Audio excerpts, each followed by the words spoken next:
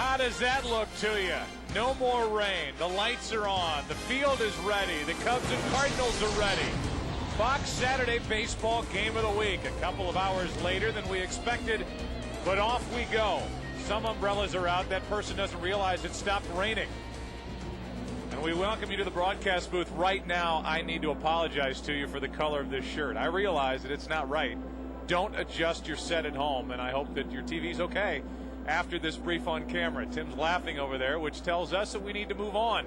We've finished eating everything that they have up here in the press box, so it's time to play baseball, and we welcome you to the Cubs and the Cardinals. You know, the Cubs had lost 8 in a row coming into this series, and Tim McCarver, even with that, Tony La Russa predicted in a way what was to come in at least the beginning of this 4-game set. Yeah, the Cubs had lost 8 in a row. The Cardinals had won 4 in a row dramatically last Sunday, 3 in a row in Milwaukee, and Tony La Russa saying that he thought the Cubs would play the best ball possible, and certainly so far in this 4-game series they've proven just that. A big problem for the Cubs during that 8-game losing streak was the starting pitching. They were getting no innings, no outs out of their starting pitching.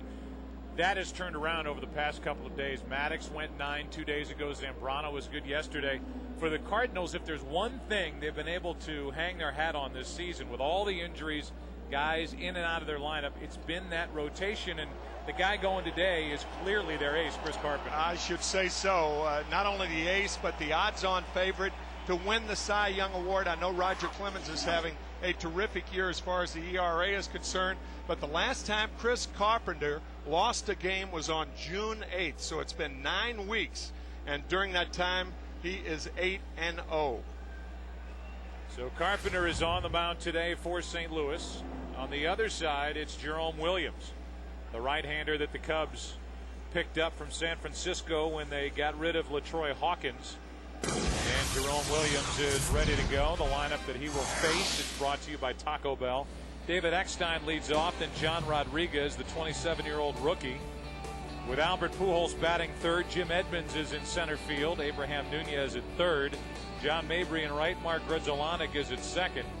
Mahoney does the catching, he bats eighth, and Chris Carpenter is pitching and batting ninth. You look at the numbers for Pujols in his career at Wrigley Field, outstanding. And he will take on Jerome Williams as the Cubs try to make it 3 in a row. Take a look at the statistics. He was with the San Francisco Giants earlier this season. As Jerome Williams loosens up here, he is working for the Cubs now, and he has yet to really hit his full stride. Not good his last time out against the Cincinnati Reds, lasted 5 1/3 innings, and we need to know more about this right-hander. 3 weeks ago, he beat the Cardinals in St. Louis. He has 4 pitches. He's not overpowering, but he will throw his breaking ball behind in the count, and that appears to be his strength. Cubs looking for their 3rd in a row against the Cardinals this afternoon. And you can really look at this stretch for Chicago as vitally important to them having any realistic chance of making it to the postseason here in 2005. They've not only got the Cardinals here for 4, but they go to Houston right after this, and the Cubs start today 7.5 games out behind the Astros in the wild card race. First pitch is a strike on the outside corner, and we're underway. David Eckstein first up. Rodriguez and Pujols will follow here in the first inning. That's out of play, 0-2. For some of you who are watching Arizona and Atlanta, the Braves just retook the lead there. They're in the 8th inning. And it is 7-5, Atlanta on top. Eckstein is gone, and what a good start for Williams. About 3 hours late, and he starts the day with a strikeout. Let's take a look at the defense for Chicago. It hasn't been good overall this season, 12th in the National League in fielding percentage, and we see how they stack up with Lawton in left. Patterson is back and in center field. Burnitz is in right with Ramirez, Garcia Parra, Todd Walker, Derek Lee having his finest year, and then the catcher is Barrett, who homered here yesterday, had 3 hits. First pitch is strike to Rodriguez. We don't have a statistic for this, but I would doubt that David Eckstein has struck out on 3 straight pitches for the Cardinals at any other time this year to open a ball game. So since we don't have those statistics, just throw it Nobody out knows, right? That was the first time all year. It's just so odd for him to do that at any time, but to start off a ball game, the third toughest to strike out, and a guy who hits better behind in the count. How about Williams? 6 pitches, 6 strikes, 2 out, and Pujols coming up. Not only Eckstein, but now John Rodriguez down on strikes.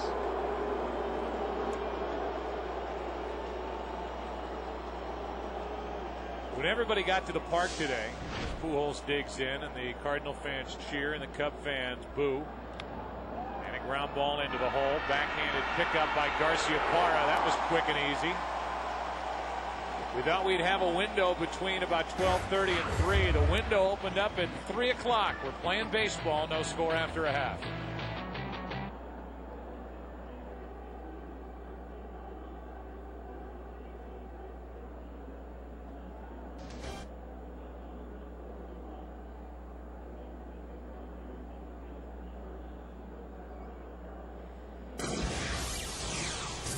Can we play with this just to hear it? I hear no crowd. PK, let's play with this mix. I need to play with this mix. It's not good. I don't hear. Improved also. PK. I don't hear any like the popping in the mid or any. I guess is that in the category of effects? I don't hear any of that, and I don't hear any crowd really. It's all kind of drowned out.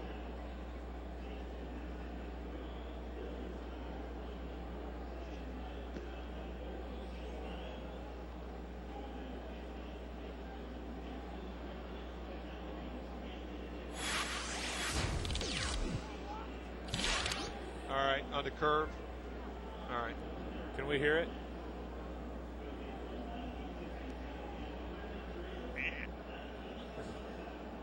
No, just the mix.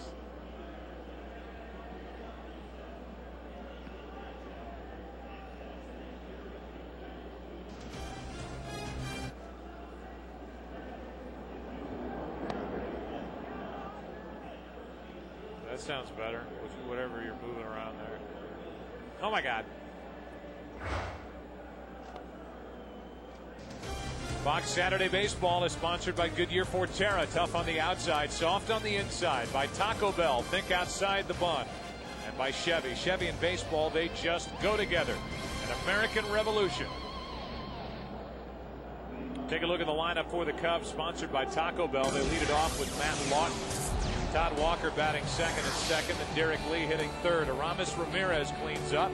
Jeremy Burnett's in right. Garciaparra back in there today. Sat out yesterday. Michael Barrett does the catching. Corey Patterson in center, and Jerome Williams is pitching and batting ninth. And that lineup will try to figure out Chris Carpenter. And there haven't been many lineups that have figured out Chris Carpenter. He has the top win total in the National League. He is 16-4. And on a tremendous run over his last 10 starts. First pitch, a ball. Lawton takes another. It's 2-0.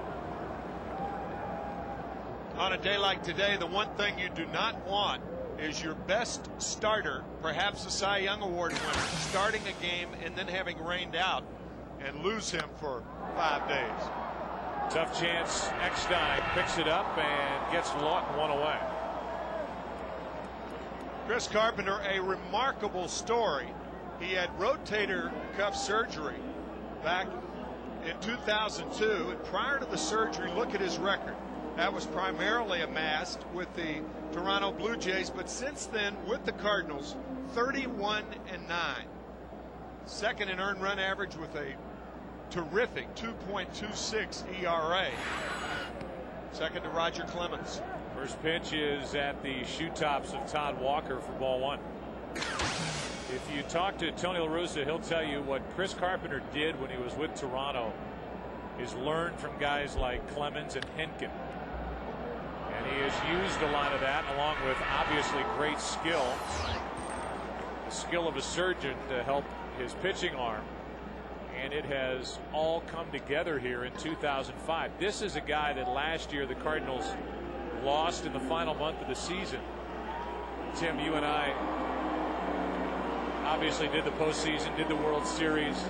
We didn't see the Cardinals really much in the postseason until they got to the World Series against the Boston Red Sox, and what they sorely missed was that ace of their staff, and not having Chris Carpenter was a big reason why they just weren't even competitive against the Red Sox in the World Series.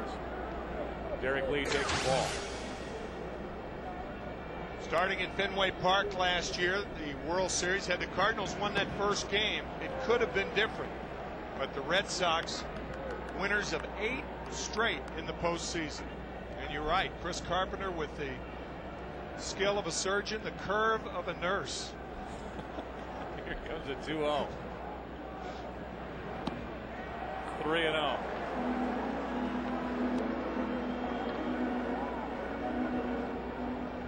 Derek Lee with a home run 2 days ago on a 3-0 count. Doubled yesterday, 3-0. And here hits a rocket back up the middle. So he's almost hit for the cycle on 3-0 in this series. And this one almost took the cap of Carpenter with it.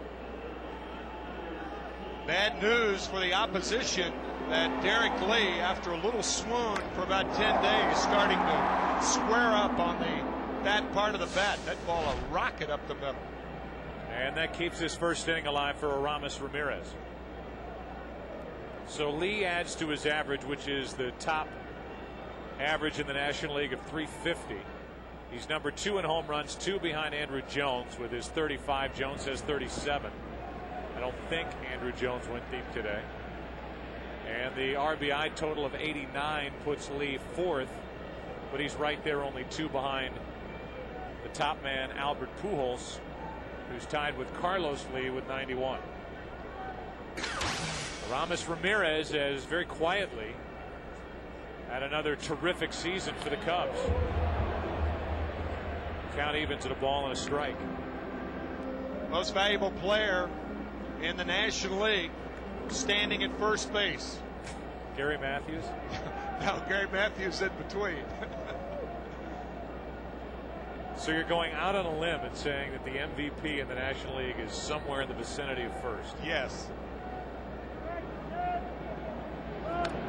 You risk taker. Oh, I know. Who would you pick between those two? You know, I don't know yet. I think it's going to be decided over the last 7 weeks of the season. You can throw Andrew Jones on the list, and Tim wants to throw Miguel Cabrera out there as well. No, I don't. I think it's going to be between Derek Lee and Albert Pujols. So forget the other guys. Yes. Forget Andrew Jones. Yes. Despite all the injuries and the home runs and what he's done carrying that team, they're in first place. They're trying to do it again. Bobby Cox, an amazing job of managing. And the one guy that they've counted on all year to guide that team to first place, Andrew Jones, you say forget him? Yes. Wow. Check on Lee at first. That could change, but I mean, Andrew Jones is hitting 275. Those guys' batting averages are just too lusty. Derek Lee has made a run at the Triple Crown all year. Pujols has been just remarkable in his 5th impressive year in the major leagues. I think it's going to be between those two guys. Well, you heard it here first. Forget Andrew Jones. And Cabrera, don't even talk about him. It's insulting. No score after 1.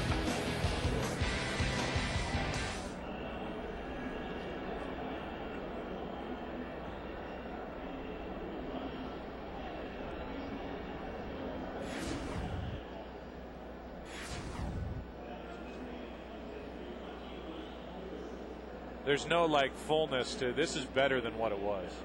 If this is as good as it gets, I'd take this over how it's been. But there's no like fullness with the crowd. It's like in a tunnel kind of thing. The Yankees won. They beat Texas.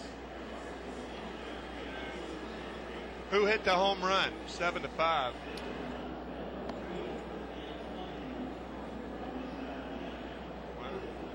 Off of.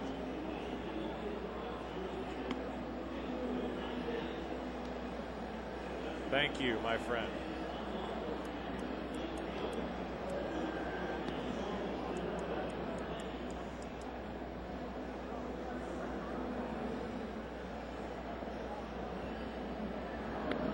That's Edmonds, he broke the record for home runs by a right-hander at Yankee Stadium. Is that right? 20.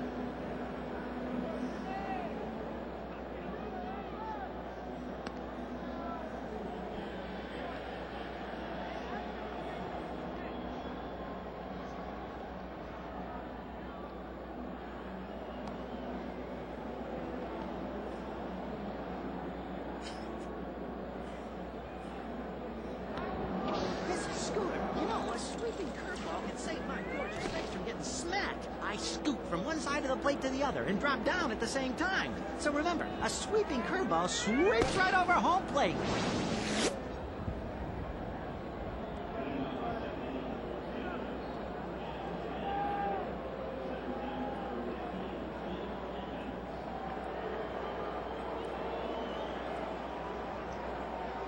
Strike. I dream in Scooter.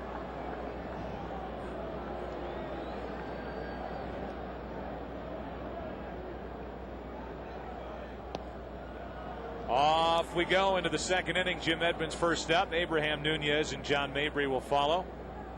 Cardinals went quietly in the first, and Edmonds evens the count at a ball and a strike. Edmonds is hitting .266.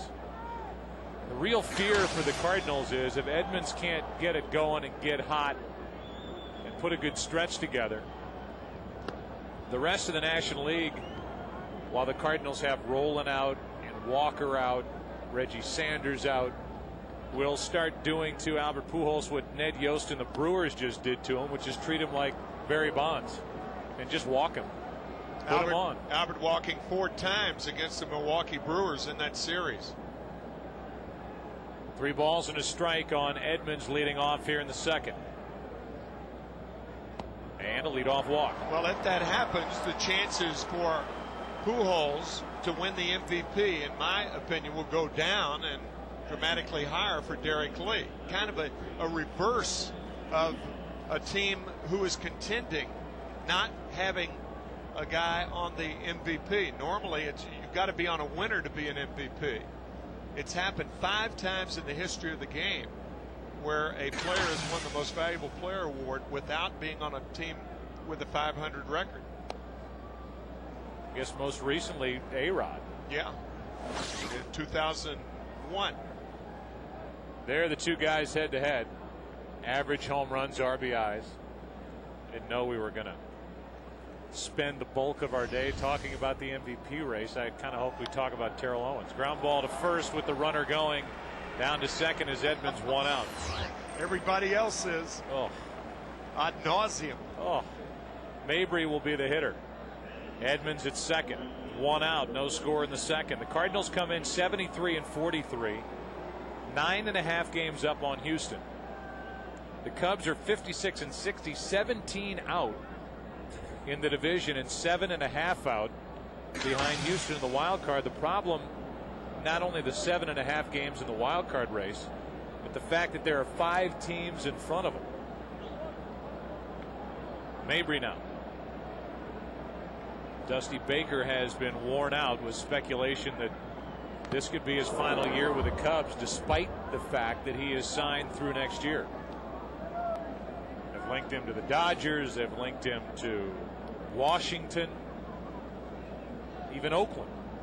Why does the firing of a manager never make the sense that hiring him did?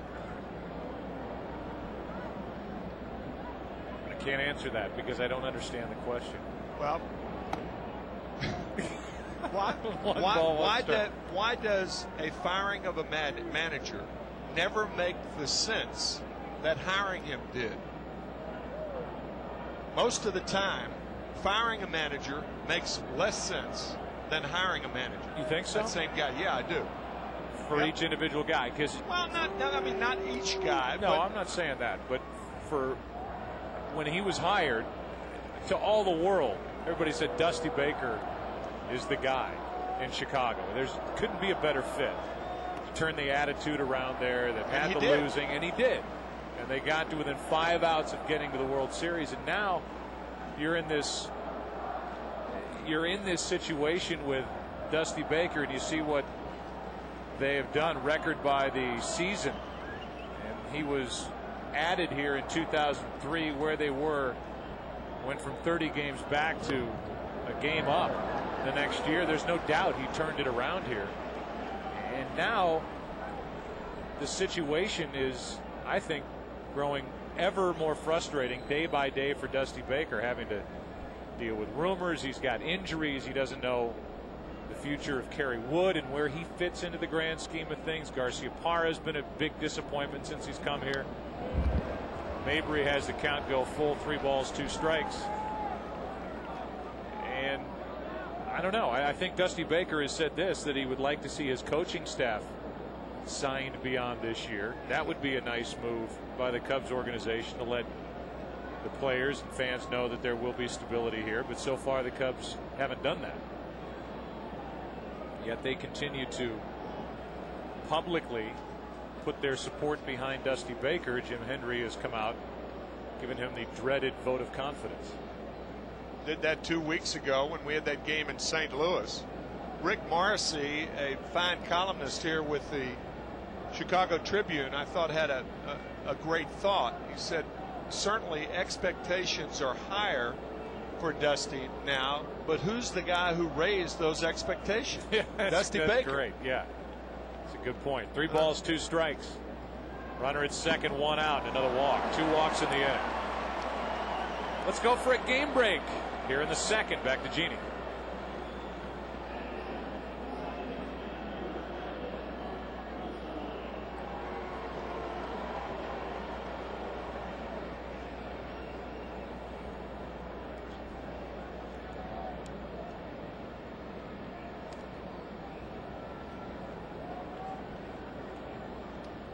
Mariano Rivera blowing a save in that game. The Yankees getting the victory on that home run by Bernie Williams, and it looks like the Atlanta Braves started the day 5 up on Philadelphia will win, and it's Arizona starting the afternoon 3 out behind the Padres, who are 1 game over 500 and leading the NL West. First pitch is a strike to Grudzielanek. 2 walks in the inning, a ground out in the middle, and Jerome Williams in a second inning jam. That's low. 1 ball, 1 strike. Steve Horn, our director of information in the booth, reminding us that Alex Rodriguez set a record for right-handed hitters by hitting his 20th home run at Yankee Stadium, breaking Joe DiMaggio's 1937 record. He hit that home run in the 3rd inning this afternoon. 20 home runs at Yankee Stadium this year, a new Yankee record. That might be 2. A step on and throw. Safe, and the inning continues.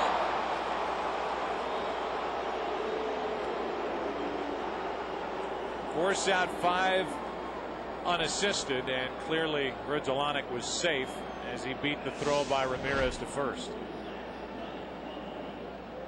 Ramirez properly went to 3rd base, but it was almost like it was no hurry getting to 3rd. Yeah, I thought the same thing. You know, he just loped to 3rd base. I mean, when you got a guy who runs as well as Grudzielanek, you got to get there in a hurry. He made a strong throw, but laxed in getting there in time. 2 on, 2 out. Mahoney, a former Cub, takes the ball. They talked about a leg injury that Ramirez is playing with, and a reason why he's not always busting it down to first base on the routine plays. And he appeared to be in no great hurry to get to the bag there. With 2 on, 2 out, Mahoney takes on the inside corner, 1 ball, 1 strike. Another final point. Jeannie gave us that highlight with the Yankees. They started the day 3.5 games out behind the combination of the Angels and A's in the wild card race. Those 2 are tied again. Strike 2 on Mahoney. It took a 1-0 performance by Johan Santana last night to beat the Oakland Athletics, who were playing along with the Houston Astros the best ball in baseball for the last 4 to 5 weeks. 2 on, 2 out, 1 ball, 2 strikes. Mahoney 2-2. Look at the wild card race in the AL. 3 out are the Yankees now. Cleveland is right there. Toronto's even hanging in there. And Minnesota, what a disappointing season that has been for a talented Twins team. Here's a 2-2 with 2 on, 2 out. Mahoney with a base hit to left. Mabry will come to the plate. Lawton comes up throwing. 1-0 St. Louis.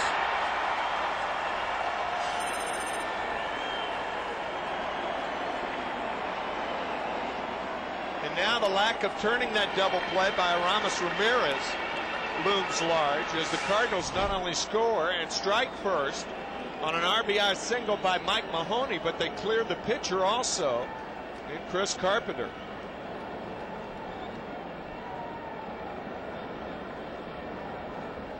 And Lawton not showing much out in left, but that ball, this grass is so thick.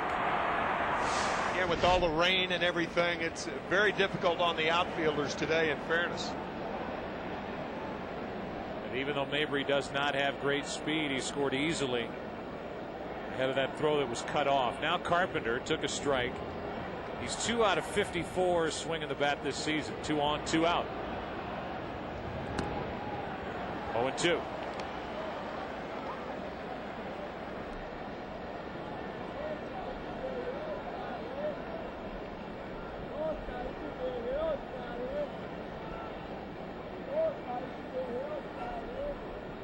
With 2 on, 2 out, Carpenter strikes out. Third of the day for Williams. Cubs fail to turn a double play. Mahoney makes them pay. A 2-out RBI single.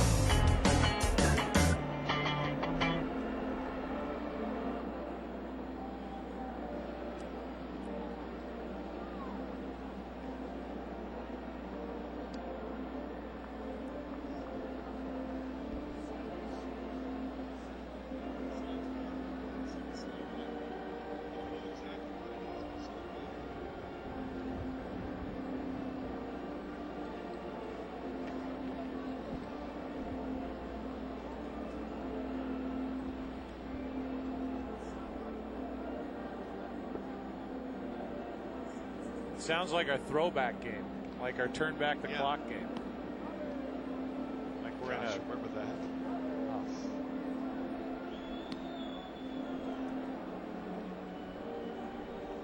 Just the crowd sounds right. I think we sound okay.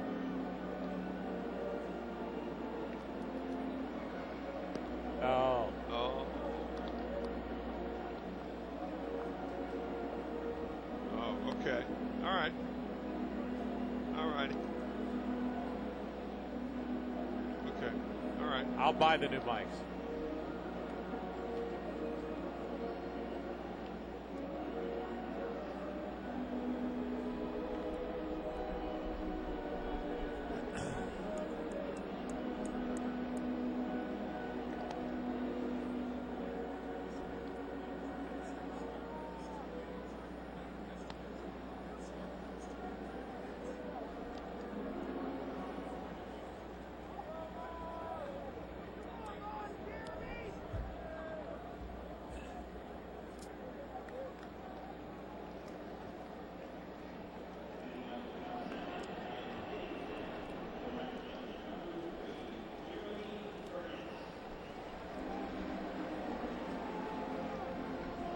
Fox Saturday Baseball is sponsored by Budweiser Select. Brewed for a crisp taste that finishes clean.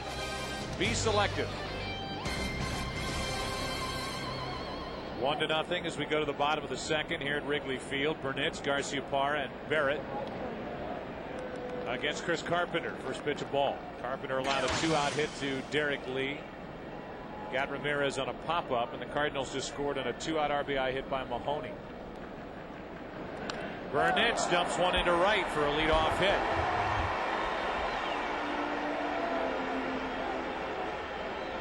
Chris Carpenter features a knee-buckling curveball, which is explained to all of us. This is Scooter. You know, a sweeping curveball can save my gorgeous face from getting smacked. I scoop from one side of the plate to the other and drop down at the same time. So remember, a sweeping curveball sweeps right over home plate. Scooter, I hate to tell you, that was a hanging curveball that Jeremy Burnitz just hit.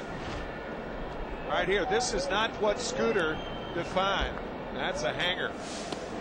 First pitch of ball to Nomar Garciaparra. Garciaparra was in St. Louis on the 20th of April when he tore his groin getting out of the batter's box. Wasn't hitting anything up to that point, had yet to catch his stride, and then went down. Cubs had hoped that his return, coupled with the return of Williamson for their bullpen and Kerry Wood, would spark a nice little run, and it has taken the Cardinals' arrival on Thursday to get this Cub team juiced up and playing better baseball after losing 8 straight and losing to teams like the Mets and the Reds. By the way, we're two teams, in my opinion, that dunked the Cubs last year when they were fighting for a wild card spot. The way they played at the end of the year against the Mets and Cincinnati, losing games, losing late inning leads, I think those two teams kept the Cubs out of the wild card. Doomed them.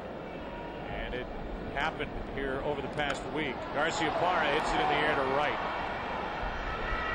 Burnitz was going. He comes back to the bag, 1 on, 1 out. Nomar's now 10 out of 29 against Carpenter. The last 2 games compared to the previous 8. And really, you can look at all those numbers and the runs per game, and that's nice. But the starter ERA, and more importantly, innings from the starter, is what's put a smile, even though for a brief time, on the face of Dusty Baker. We talked to him before the game today, and he said, I mean, I can't get any innings out of my guys. And the one guy who really isn't a 9-inning pitcher anymore turns around on Thursday and pitches a complete game, Greg Maddux. Zambrano was the guy they had been relying on. Then in that last start, his last time out, went down with a bad back. And they're just ripping through their bullpen. Here's an 0-1 pitch. Frozen on that delivery was Barrett. The count's 0-2. Cubs take spring training in Arizona, and had you told Dusty Baker and the Cubs in spring training that we're going to lose Pryor for a considerable amount of time, Kerry Wood will be pitching out of the bullpen in August, and you'll lose Nomar for 4 months, then realistically, what are your chances? I mean, this team's had the core of their team ripped out this year. And you consider that group, Tim, combined with trying to find a replacement for a Lou in left, right, which they haven't been able to do until they picked up Lawton, who they hope fills that role somewhat, and even Sosa's presence out in right. Yep. 1 on, 1 out, and out in front of that pitch was Barrett. He's gone, 2 down. First strikeout for Carpenter. Better breaking ball from Carpenter to get Barrett. Looks like a slider as opposed to the curveball. You can almost tell at home that slider from the curve. If the breaking ball goes down, it's a curveball. If it stays on that level plane, it's a slider. So Barrett, who had 3 hits yesterday, is taken care of, and Corey Patterson, who has been a big part of this series so far, with the Cubs up 2-0, with today and then tomorrow night to go. Back from AAA, trying to change his stance, trying to change where his hands are. And it was a couple of weeks ago that we were in St. Louis when Dusty Baker, Gary Matthews were talking to you about the frustration that they were experiencing, hearing some of the comments by Corey Patterson while playing at Iowa. Yeah, Gene Klein's in that group also. Gene, the hitting instructor, saying that the triumvirate of Baker, Klein's, and Matthews have not tried to shorten his swing since he's been here. Just, an example of the modern day player looking someplace else other than himself. Pitches outside to Patterson, 1-2.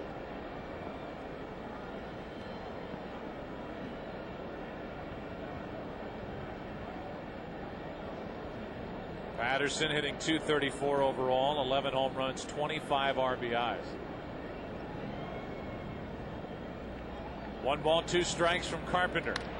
And up the middle, Grudzielanek, nice stab, and he flips it backhand around his back, wide of Eckstein, the only play he had. And the inning continues with an infield hit by Corey Patterson. Whether he got him or not is insignificant. You can see Grzelcyk laughing. This is fun to watch. So watch. And almost. Yeah. Had the throw been on line, I think he gets him.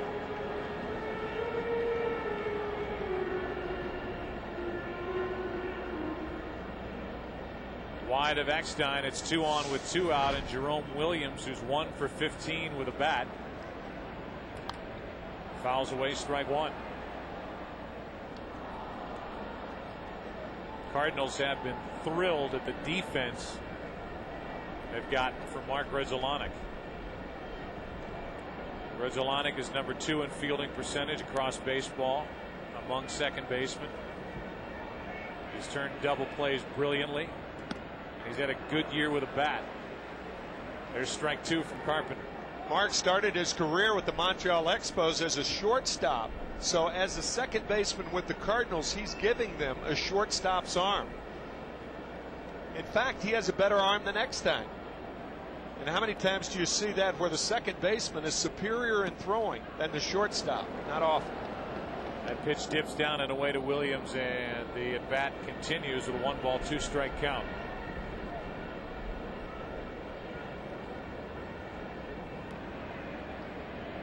Cubs are 5-2 against St. Louis this year.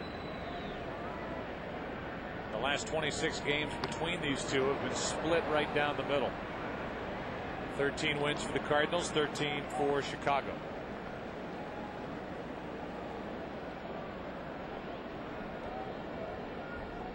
And those two have had their run-ins over the past couple of years. Dusty Baker and Tony La Russa. 2 on with 2 out, 1 ball, 2 strikes. Williams takes high, 2-2. Most recent run-in that I remember that comes to mind immediately in 2002, when Kenny Lofton claimed that he was knocked down in St. Louis, a game that we did when La Russa and Dusty Baker had serious words. And they've continued that with the Cubs and Cardinals hookups. Williams strikes out. 2 in the inning for Carpenter. Top of the order coming up for St. Louis as we go to the third. 1-0 Cardinals. Back after this from your local Fox station.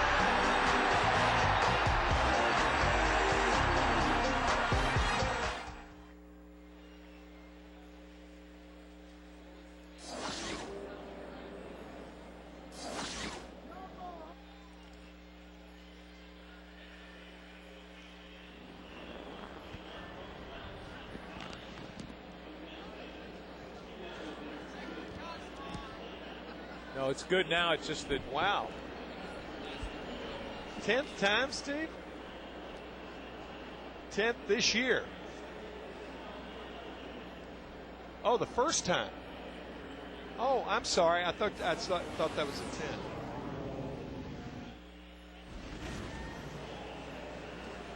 10. Okay. Oh, that's good. That's great. That's okay. No. He says only the 6th time that he's done it at all, leading off an inning. First time to lead off a game. A game. Oh, I got you. Okay. First inning. Right.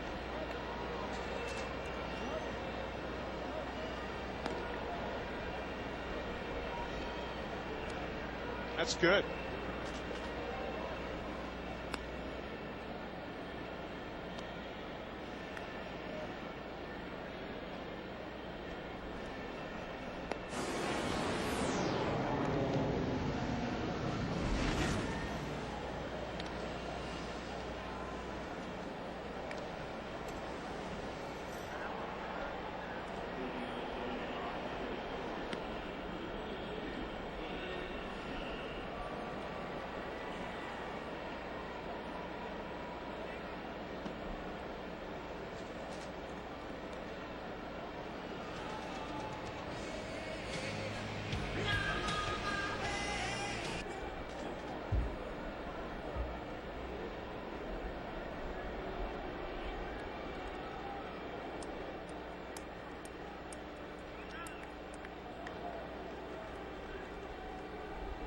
brothers split right down the middle. A Cub fan, a Cardinal fan, Garciaparra fan, an Edmonds fan. And Eckstein digs his way in to start the third inning, 1-0 St. Louis. RBI by Mike Mahoney last inning. It's Eckstein, John Rodriguez, and Albert Pujols. The count goes to 2-0. Jerome Williams making his 9th start with the Cubs. It's his 10th game overall, and so far 3-3 with Chicago. It's 3-0. Walks got him into trouble in the second. A walk to Edmonds leading off, a 1-out walk to Mabry, who came around to score on the hit by Mahoney. Eckstein will take one, maybe two pitches. There's one. And you can't have fun with statistics, and we checked with StatSync, and they did corroborate that it was the first time this year that Eckstein has struck out on 3 pitches in the first inning.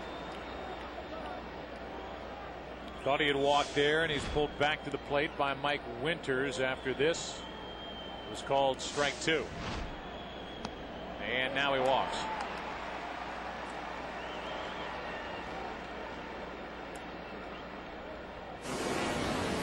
It's time for our Burger King Have It Your Way home field advantage. Outside Wrigley Field. You want to take the L here? You want to hang out in the taverns? You want to look at Harry Caray's statue? You want to sit or stand on a rooftop and look into Wrigley Field. Outside and around Wrigley Field, they have it their way here in Chicago, and at Burger King, you can have it your way.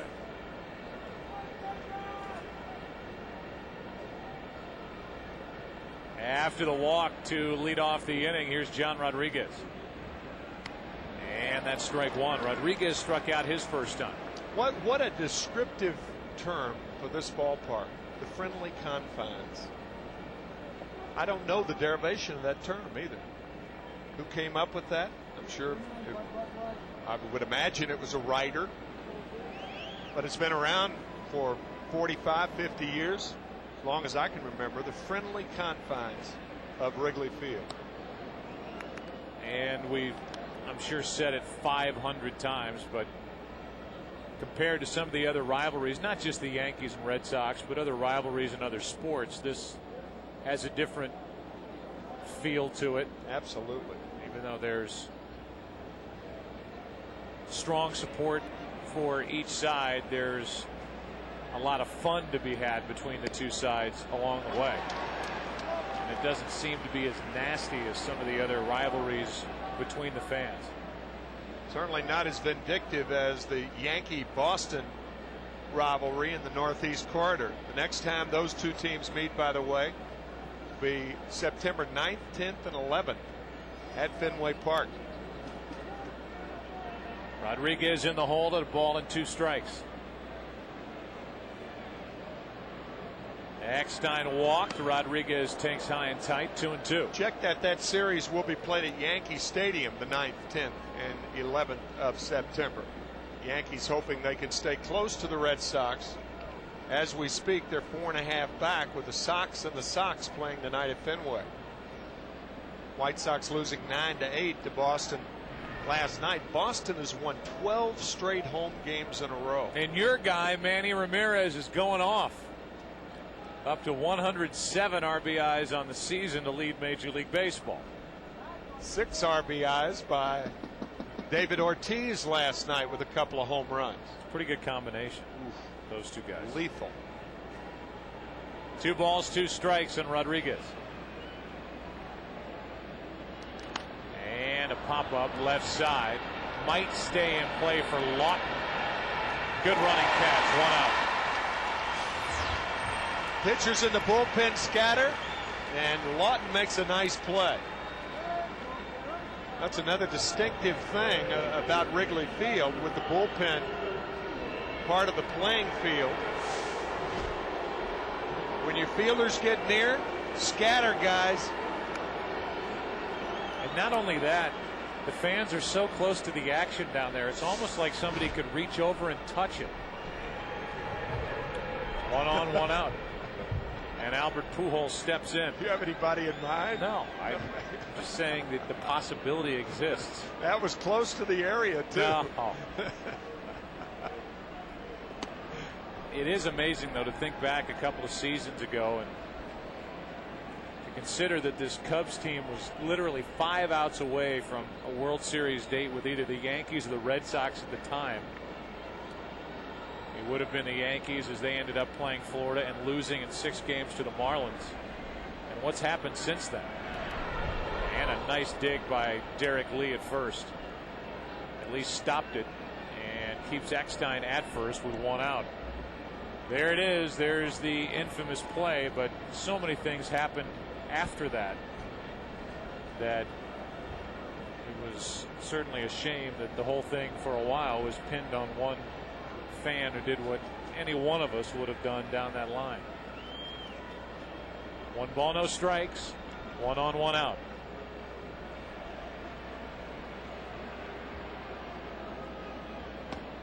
There are only 4 guys on this roster right now who are a part of that playoff roster. Is that right? I didn't know that. In 2003. Wow. Wood, Zambrano, Pryor, and Aramis Ramirez. Boy, is that that's it.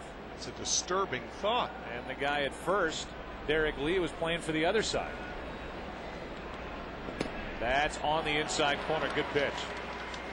So in a little more than a year and a half, 21 players from the roster of the Cubs in 2003 have been either let go, traded, released, signed for free agents as someone else, with someone else. Andy MacPhail, the engineer and president, CEO of the Cubs.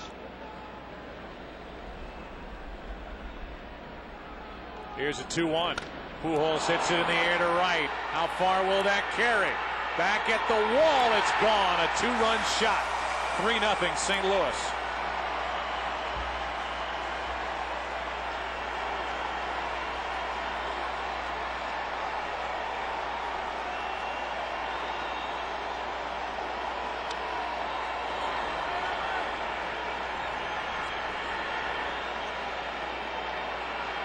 So you have that heavyweight fight between Lee and Pujols going head to head in this series, and Pujols goes deep for his 33rd of the year. You think about that swing. He inside-ed outed that ball.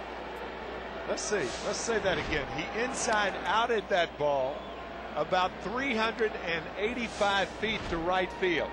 Watch this swing. Watch how he brings his hands in. And usually to get your power, when you bring your hands in, you have to pull it. But he pushed it 390 feet. Edmonds gets under this and flies it to Patterson in right center.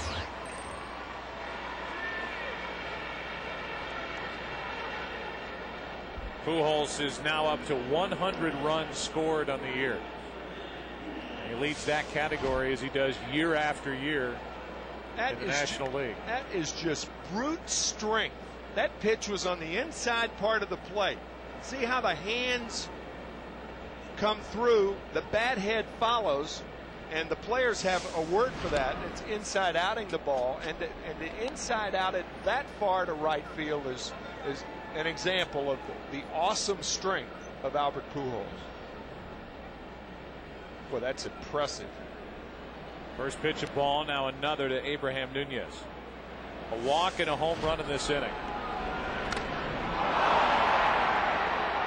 Another look at the Pujols home run.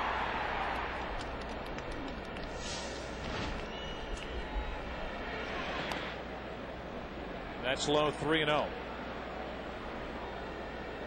A walk started this trouble for Williams in this inning as it did last inning.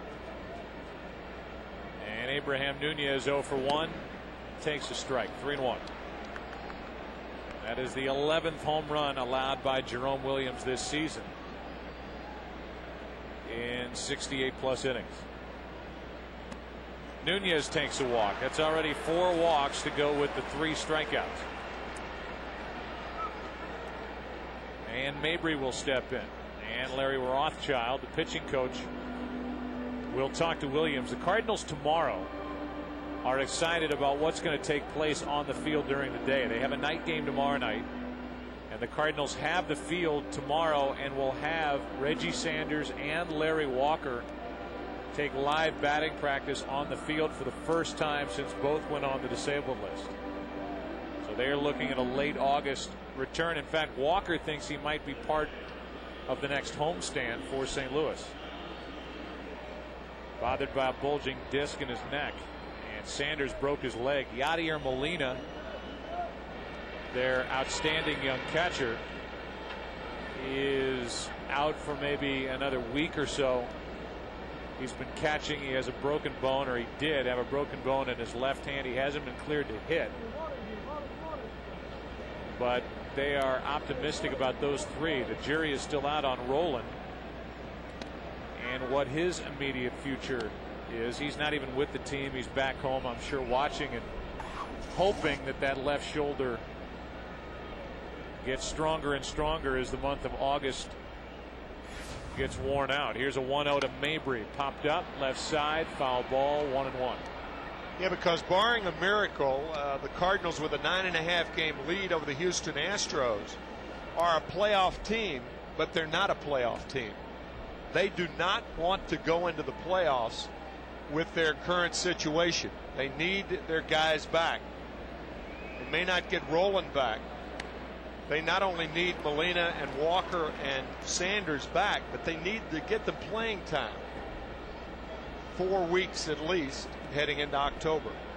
The Cardinals are on the list of teams that are still looking for a bat. Problem is, of the guys that are out there that you would get after they clear waivers in that list are all expensive. And it's the names that other teams are looking at across town. The White Sox are looking at Ken Griffey Jr. He's on that list.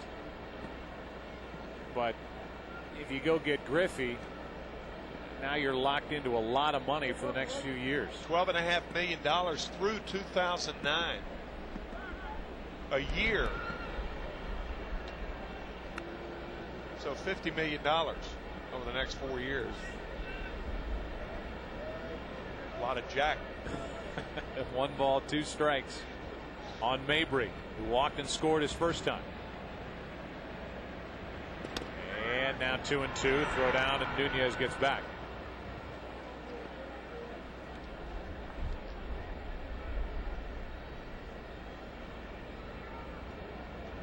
There are the numbers for Mabry, who's been hot since the 4th of July. He's hitting .321. And part of a very good bench for Tony La Russa. Very versatile. Mabry can play just about anywhere. Here's a 2-2. Mabry strikes out. That's 4 strikeouts to go with 4 walks. The Cardinals get a home run from their guy that they're pushing for the MVP. And he has been unbelievable in his 5 years in the big leagues. 2-run shot. 3-0 St. Louis.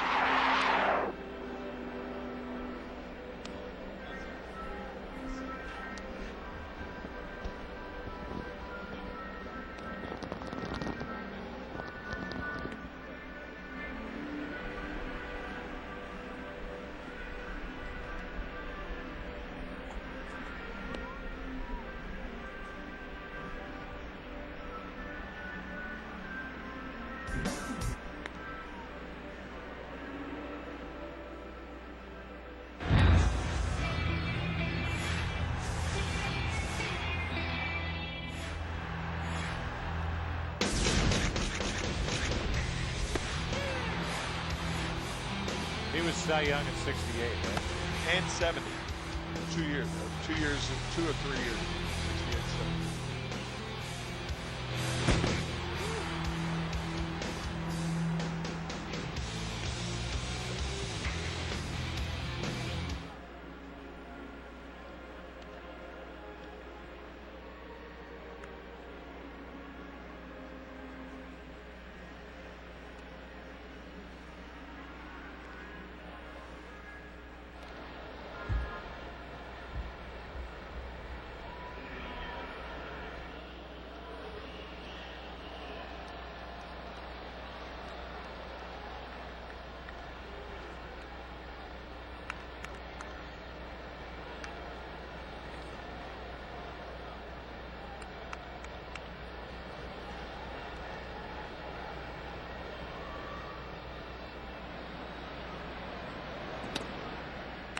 First pitch is strike from Chris Carpenter to Matt Lawton, top of the order for the Cubs, who now trail 3-0. Walker and Derek Lee will follow. It's 0-2. Carpenter will leave Chicago after this game, fly back to St. Louis, and his wife on Monday will be induced as they will have their second child.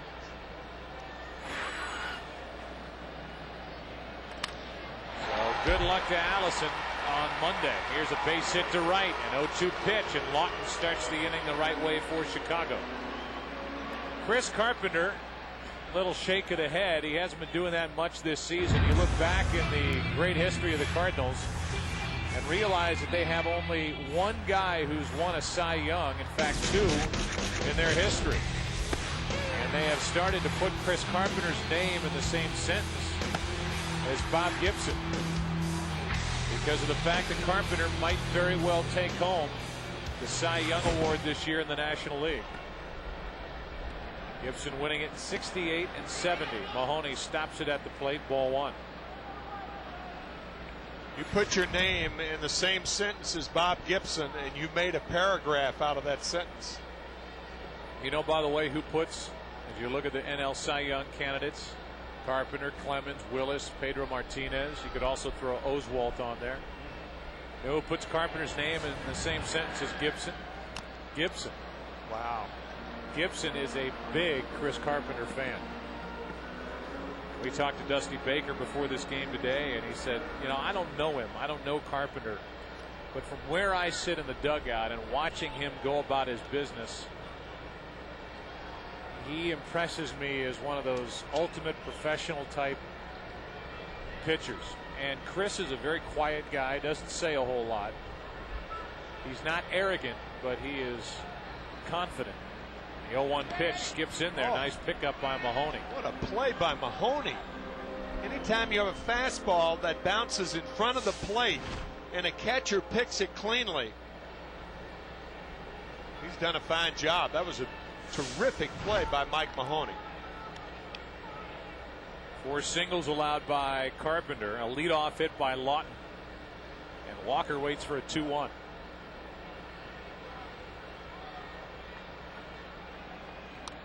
Two and 2.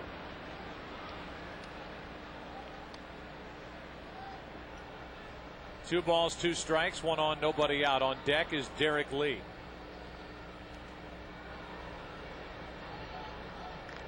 And Todd Walker, who has had a similar type year, at least with the bat, as Grudzielanek. Both guys manning the second base position last year for Chicago. Strikes out. Good pitch down and in from Carpenter, and that's his 3rd strikeout. That looked like one of those disappearing sliders. I think it was a slider. Could have been a cut fastball, but it just disappears. You think it, you pick it up about 10 feet out in front of home plate. You think it's going to stay on that same plane, and the bottom falls out of it. Lee hits it in the air to left center field, and it will not carry deep enough. Didn't get it all, and Edmonds is there to haul it in. 2 out. Talked about pitching for the Cardinals, and we give you our Capital One trivia question. Since Bob Gibson in 1970, 2 Cardinals pitchers have led the league in wins. Who are they? Since 1970. No one. As Cardinal pitchers. Yes. Because Steve Carlton led the National League in wins in 1972, but he was traded from the Cardinals to the Phillies.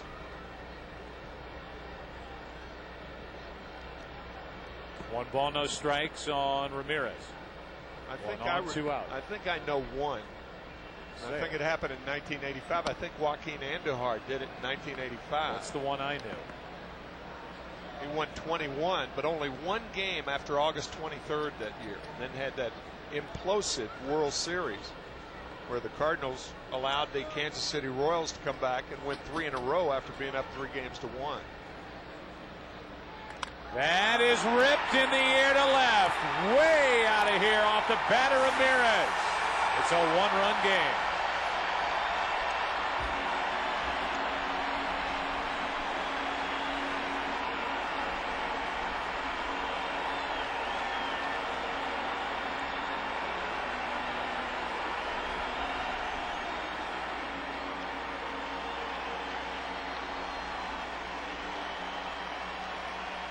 We have talked about the slider many Saturdays. When it goes down, it's effective as the pitch to Walker. When it stays on the same plane and just spins, it's dangerous. Ooh. Crushed. Let's talk Ramirez. Aramis Ramirez just hit his 29th home run. He has 86 RBIs, and he's just off the league lead in that department. He's put together great years for the Cubs. Here's a fly ball to center. Off the bat of Burnitz. Edmonds off the ivy. And Burnitz will hold at second with a 2-out double. Almost tied it.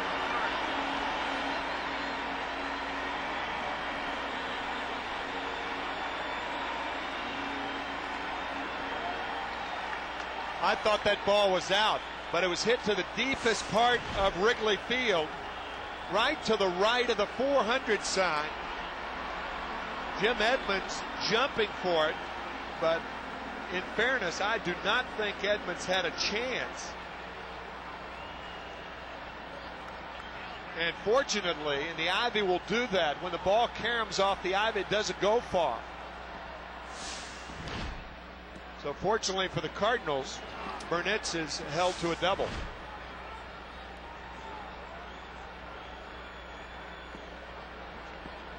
So a double for Burnitz. He's the tying run. 2 out. Garciaparra needs a big hit for the Cubs. Counts 0-2.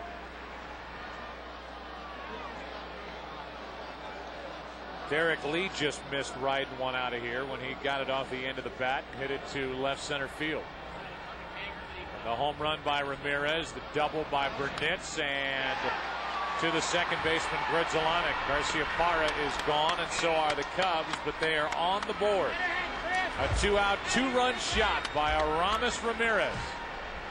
3-2 St. Louis into the fourth.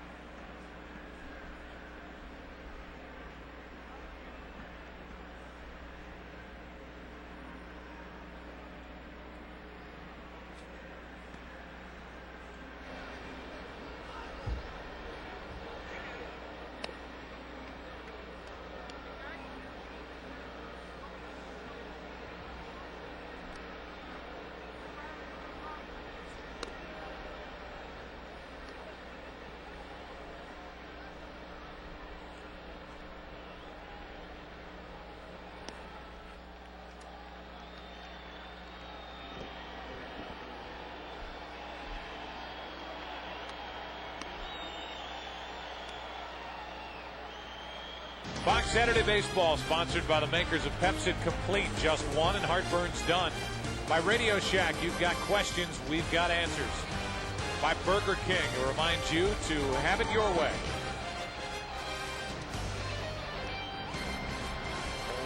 While we were away, Jerome Williams went out to warm up before the start of this fourth inning and caught a spike on his left shoe and rolled over his left ankle. And after limping around for a second, Mark O'Neill, the trainer for the Cubs, went out and checked on him. He threw a warm-up pitch, said he was fine, and so off we go in the fourth. I'm surprised that doesn't happen more often with pitchers who wear hard spikes, and you're always dancing around that rubber. That rubber is hard. The clay is hard on which you land on the mound. I'm surprised that doesn't happen more often. We saw it a couple of weeks ago at Yankee Stadium. Yeah, right. With Chacon. Here's a pitch on the inside corner and a strike to Grzelcyk, who's 0 for 1. Mark has been hot. He's hitting .367 since the 10th of July. That's strike 2. Cardinals added their double play combination late in the offseason, Grzelcyk and Eckstein. And they are thrilled with both. With 2 strikes, Grzelcyk leads away from ball 2. 2-2. Mahoney and Carpenter will follow. Only 2 hits allowed by Williams, but 4 walks. Back up the middle. Williams could not field it. Went right by him. And a leadoff single for the Cardinals second baseman, Grzelcyk. Like it's happened in slow motion. Yeah, most organizations teach their pitchers not to try to barehand a ball, and that was hit on the barehand side of Jerome Williams. So he prudently kept that barehand out of the way. Looked like he wanted to backhand it, tried to backhand it with the glove, but was too far toward first to do so.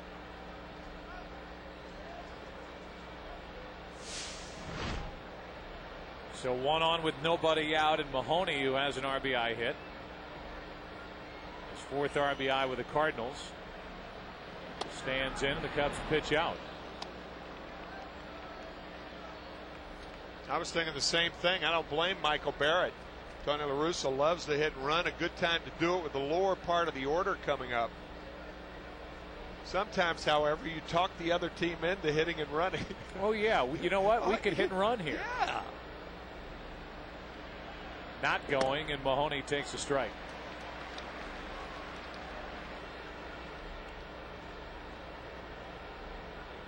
Mahoney started the day hitting .148. And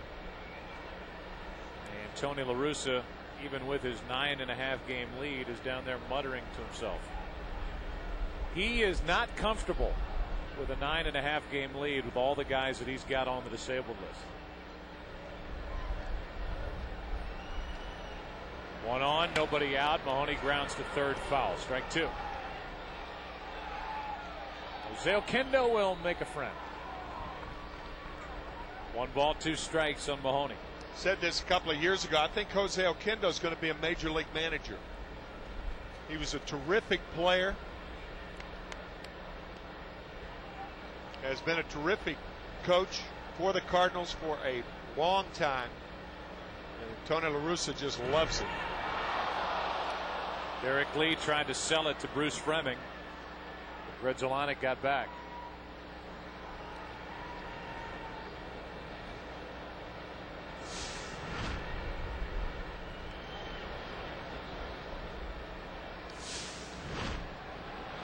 That's out number 1. A strikeout of Mahoney, and that's 5 strikeouts for Jerome Williams. We said that Jerome Williams in the scouting report will throw that off-speed pitch at any time. Often with 2 strikes, it's not a good time to throw an off-speed pitch because the good hitters are protecting the plate, but he got by with 1 there. In his career against the Cardinals, Williams is 3-1 with a good 2.79 ERA in 5 games. Cubs need one today, a good one out of their right-hander with Pryor going tomorrow. And a chance to get on a little bit of a roll before this team hands the ball to Glendon Rush, who will go back into the rotation for a start on Monday in Houston.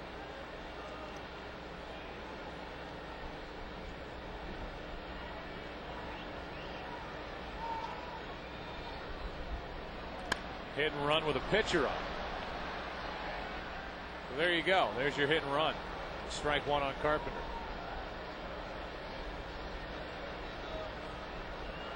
There's the final from Atlanta, 9-5 over Arizona.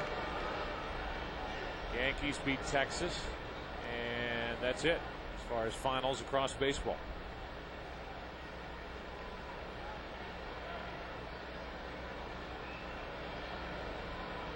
Here's an 0-1. Strike two. And that caught Michael Barrett. I think it caught Michael on that protected cup between the legs.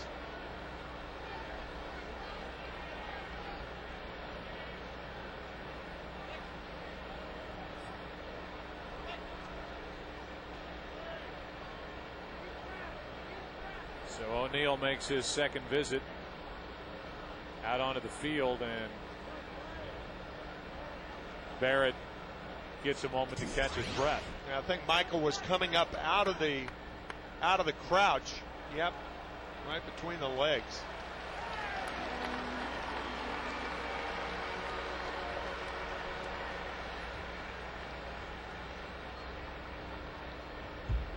So Barrett says he's okay, and Williams will try to finish off Carpenter. Leadoff hit by Grudzielanek. Mahoney struck out. Carpenter set up at a ball and 2 strikes.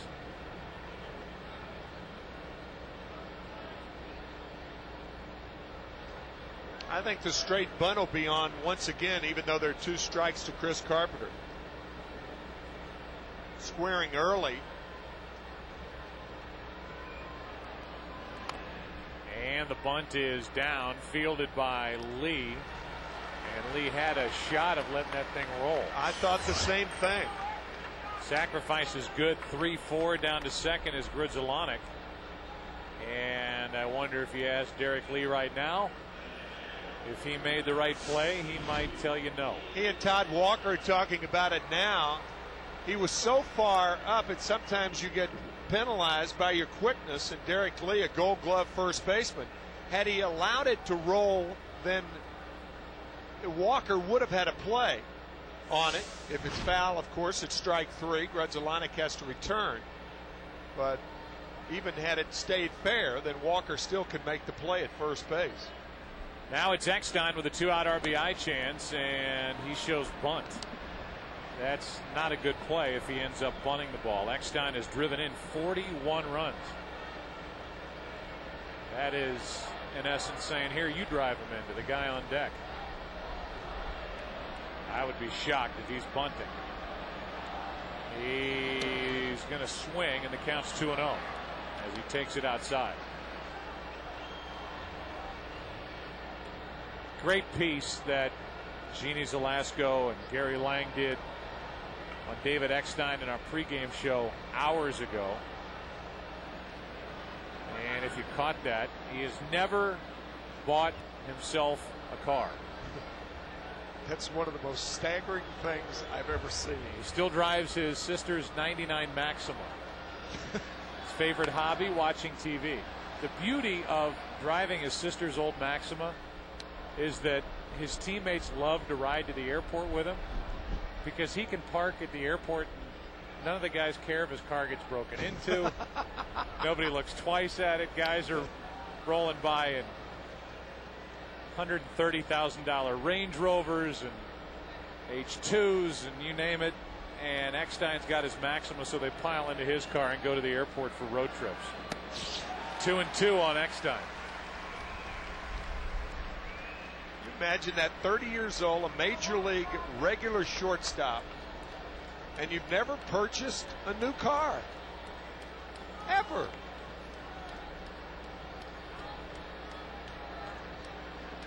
Danny Tartable had 37 cars. Still 2-2. David Eckstein is not the Jay Leno of baseball. No. Oh man. He's so humble. It's almost not to be believed, but he's so believable in being humble. Well, he's so legitimate. Oh.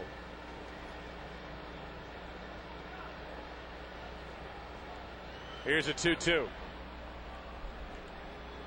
I mean, this is a guy that, frankly, the Cardinals are slightly concerned that with the St. Louis Heat, he is going to run himself into the ground and just wear himself out. But his numbers are down, his batting average is down, his on-base percentage is down as he's worked his way through his first sweltering St. Louis summer. 2-2 slider misses from Williams. So the count's full. On deck is John Rodriguez. 3-2 pitch. Eckstein hits it foul. We asked David Eckstein, you saw that favorite hobby, watching television, what his favorite Fox show would be. Not too proud to admit this, but my favorite show is actually American Idol. Watch every season, it's the first one, but I get into it, I pick the people who are going to win, and so that is my favorite show. My least favorite show is when they're betraying the little guy getting married, it's like midget being married. I don't know, and I kind of take offense to that a little bit, being a small guy, but that's probably my worst show I've seen. Oh, he has no reason to be ashamed of the fact that his favorite show is American Idol. Oh, no. I mean, I'll say it right now. I flat out love that show. And Bo Bice should have won.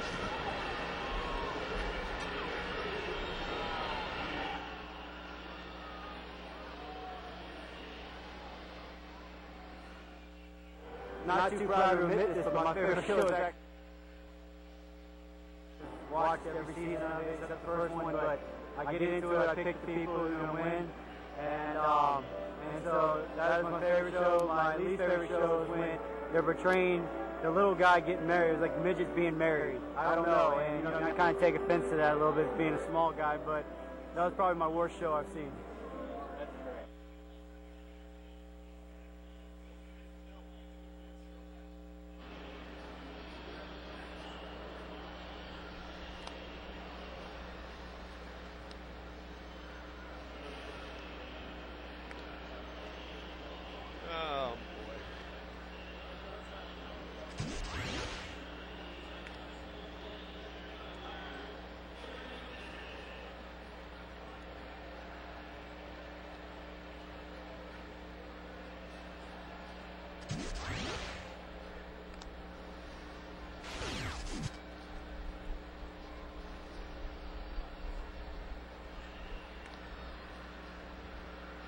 Got a veritable surplus of stuff, pal.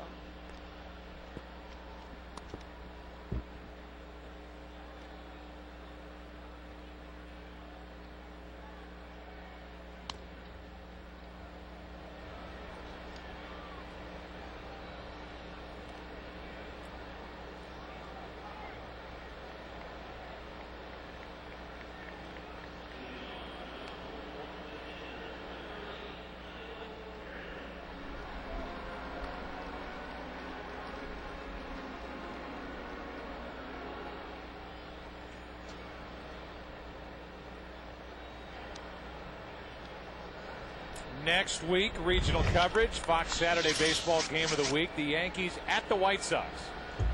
Giants at the Cardinals, Padres and Braves. It's all early, late. The Red Sox at the Angels. Good slate of games. That's next Saturday, right here on Fox. First pitch is down and away to Michael Barrett, who is 0 for 1, struck out his first time. Barrett, Patterson, and Williams, 7, 8, 9 hitters for the Cubs. Cardinals lead by a run. There's a strike. And it's 1 ball, 1 strike.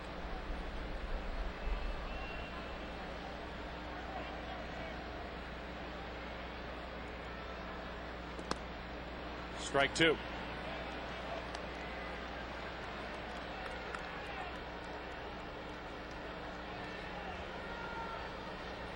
Barrett has been one of the more productive hitting catchers across baseball this season. He has 49 RBIs. That's 4th best among Major League Baseball catchers.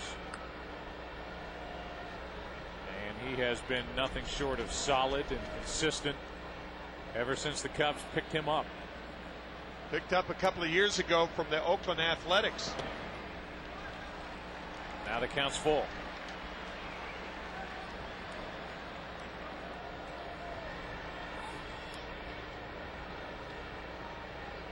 Corey Patterson on deck.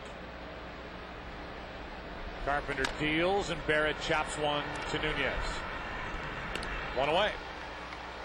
Leadoff man is gone for Chicago here in the 4th. Fox Saturday Baseball is sponsored by Chevy. Chevy and baseball, they just go together. An American Revolution.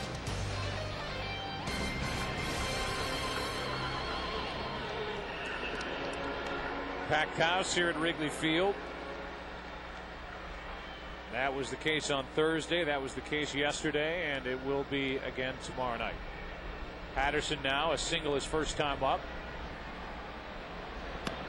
and that's down and in, ball one.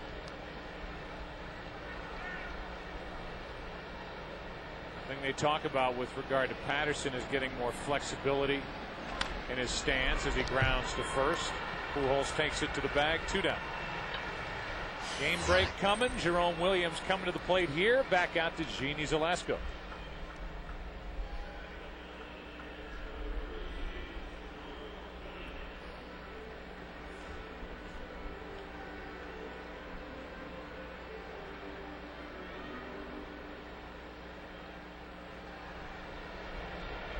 All right, Genie, thanks. There's the wild card. The Mets are 5 games out behind Houston.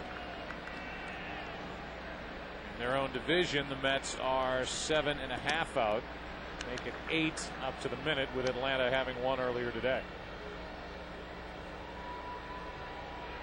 Strike one on Jerome Williams, who struck out with 2 on to end the second, his first time up. Strike 2.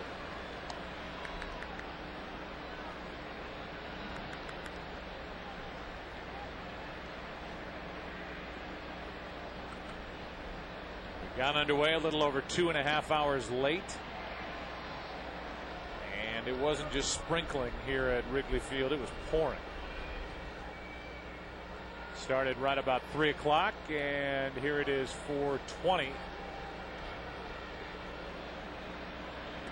And we're going to the 5th.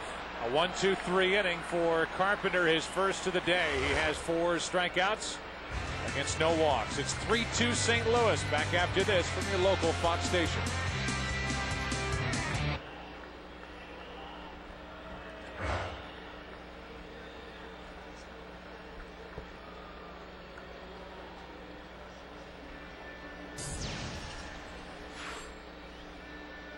I said Tudor, and they didn't. They just said no. Joaquin was in '86. No, Joaquin was 85. He won 21 in 84. I think I remember he won 20 on August 23rd. He won 1 game after that, including the World Series.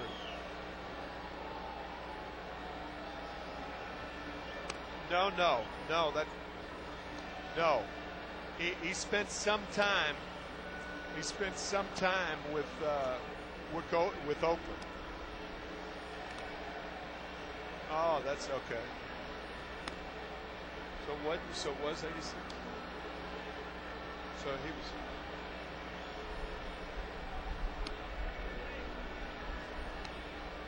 That's right.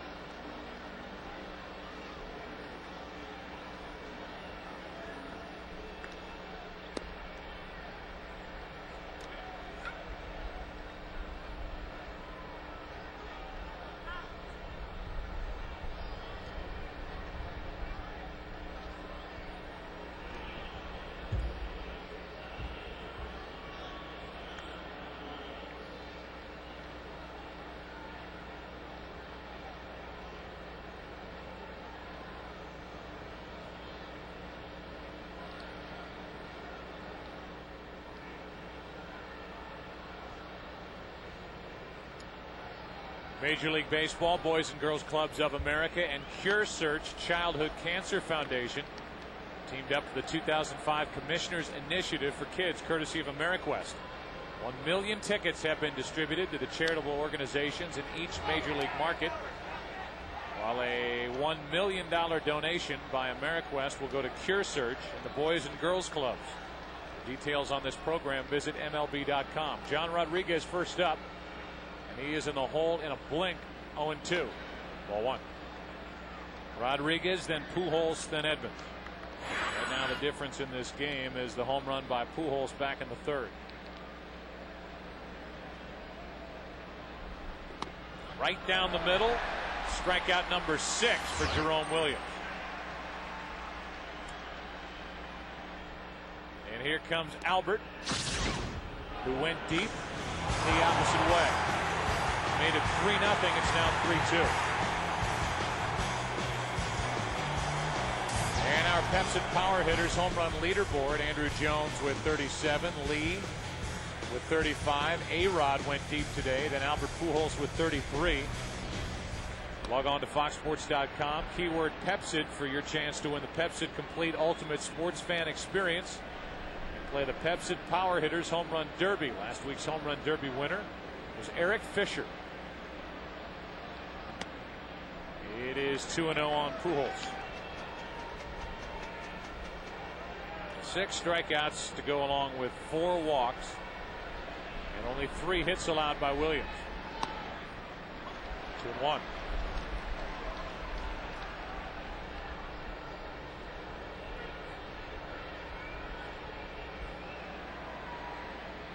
With 1 out, Pujols takes ball 3.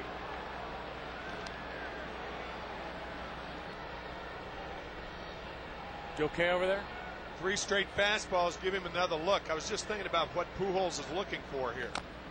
And he fouls it off his left foot or ankle. I'm with you, baby. 3 balls, 2 strikes. I know, just like a starting pitcher, when you start 2.5 hours after the scheduled start, it can throw you off a little bit. Now, this is true. Usually Central Time is 5:30 Eastern Time, usually my nap time. That's when Tim settles down with a David McCullough book and a glass of Chardonnay.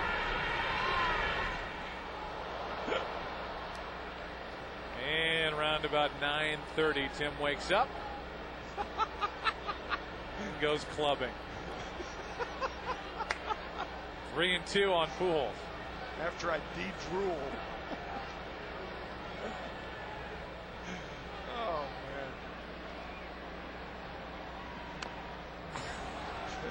man. Still full on Albert. How many times do you see that out of Albert Pujols, a check swing? You may see a check swing and him missing a 3rd strike, but you rarely see a check swing foul ball. On 3-2, Pujols shoots one into left center field. Nice catch by Patterson. 2 out. Corey probably thinking, catch it before it catches you. That was a fine play. Just hit right on the button. And watch Patterson really not knowing whether to turn the glove over.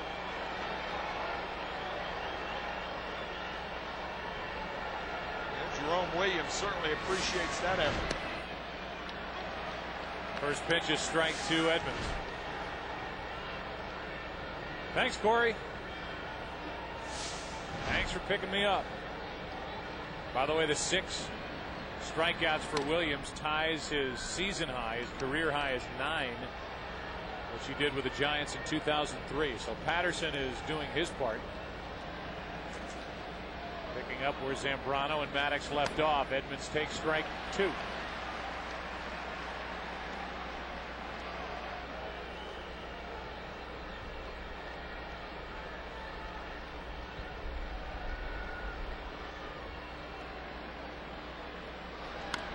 Half swing, Edmonds pops it up. And the 2, 3, and 4 hitters go in order. Derek Lee due up 3rd for the Cubs in the bottom of the 5th. Oh, yeah. Woo!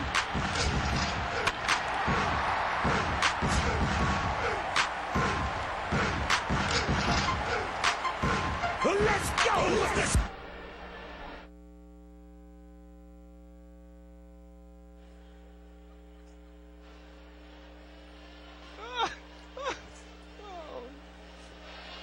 Well, Dusty Baker, here we go. You guys lose 8 in a row, and now you've turned it around, and Jerome Williams is picking up where Zambrano left off, who picked up where Maddox left off, and I guess it's the age-old thing. It all gets back to that starting pitching. Well, it does, and, the better your starting pitching is, the easier it makes it on your bullpen, and, You know, the main thing is Jerome has settled down. You know, earlier in the game, he was having little control problems, and you know, a couple walks and a couple of guys that walked scored. So, you know, he appears to have settled down. Only thing is pitch count is getting a little high right now. You had a chance yesterday to finally use Kerry Wood in a spot where the game was on the line. He showed his stuff. Man, he could be a tremendous weapon for you down the stretch here. Well, he could be, and I tell you, you know, Kerry's throwing the ball great, and his velocity up, and has actually helped his control, I think.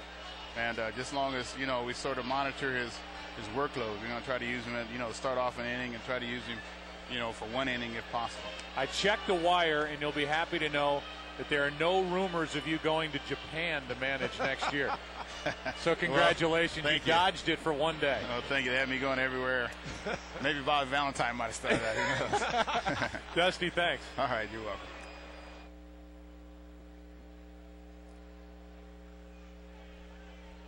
That's good.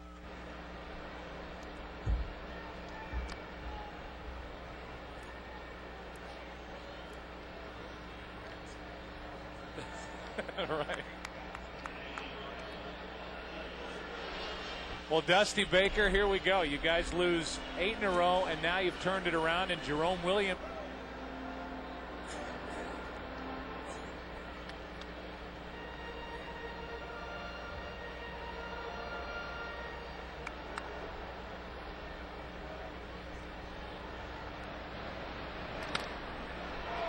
Here's a ground ball up the middle. Nice play by Grudzielanek, and shows off that arm to get Lawton. One pitch, one out in the 5th, and what a play. We talked about it earlier, a second baseman with a shortstop's arm, and he proves it right here. Ranging wide to his right.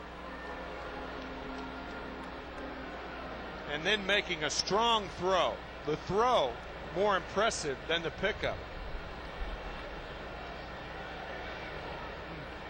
That's a great angle. Great angle. Where you can see him having to throw across his body and almost lead Pujols to the bag. Good play. One out. And Walker tried to hold up. He didn't. 0-2. Todd Walker today is 0 for 2. He's grounded out to the right side, struck out, and he tried to hold up. Looked like he might have held up, but he was rung up by Hunter Wendelstedt. 3 pitches. He's gone. And that's strikeout number 5 for Chris Carpenter. Similar to the pitch that Todd struck out on the last time up, that disappearing slider. So with 2 out, here's Derek Lee. And there's ball 1. Lee got one just down toward the end of the bat his last time up. Didn't get it all. Fly to left center field. First time up, singled. A rocket back up the middle, and the count even to the ball and a strike.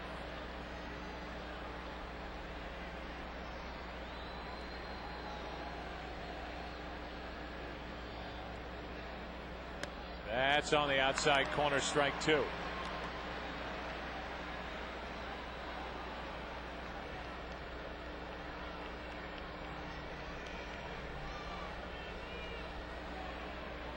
And the inning is over. Carpenter settles in. He has 6 strikeouts.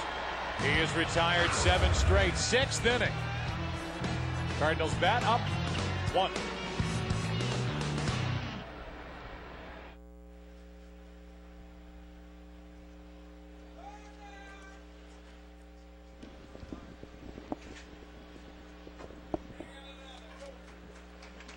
What are they doing?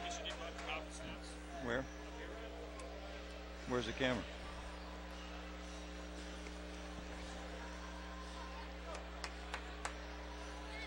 You look like you're looking at it. Well, Tony La Russa, you've got your ace Chris Carpenter going today, and if you were to describe him, I said earlier he is confident, he's not arrogant, and he's, I would imagine, everything you want in a guy leading your staff. Well, I think he's just got it working perfectly in terms of mentally, because he's competing as hard as he can every time out there, and as soon as the game's over, he gives credit to teammate, gets ready for the next start. Let's talk about your team overall. I know you've got this 9.5 game lead. You're dying to get guys back into your lineup. How do you size things up right now for your club in the NL Central? Well, we've been feeling as long as we were playing without some of our regulars, every time we won a game, it's just like putting it in the bank. But you just can't give enough credit to guys like Abe and So Taguchi, John Mabry. I mean, they've been outstanding at how they've been filling in Mike Mahoney and Einar Diaz without Molina. So we just feel like every time we get a win, it's another one in the bank. And tomorrow you might put some more in the bank by getting Larry Walker out on the field and getting Reggie Sanders out on the field to get some more serious action. They obviously are getting close. Well, closer than they've been. I still don't think it's. I think it's going to be still, maybe close to the 1st September. Maybe we'll catch a break, get a little sooner than that. But we're anxious to get them back. But in the meantime, the games count. Tony, thanks for your time. Okay.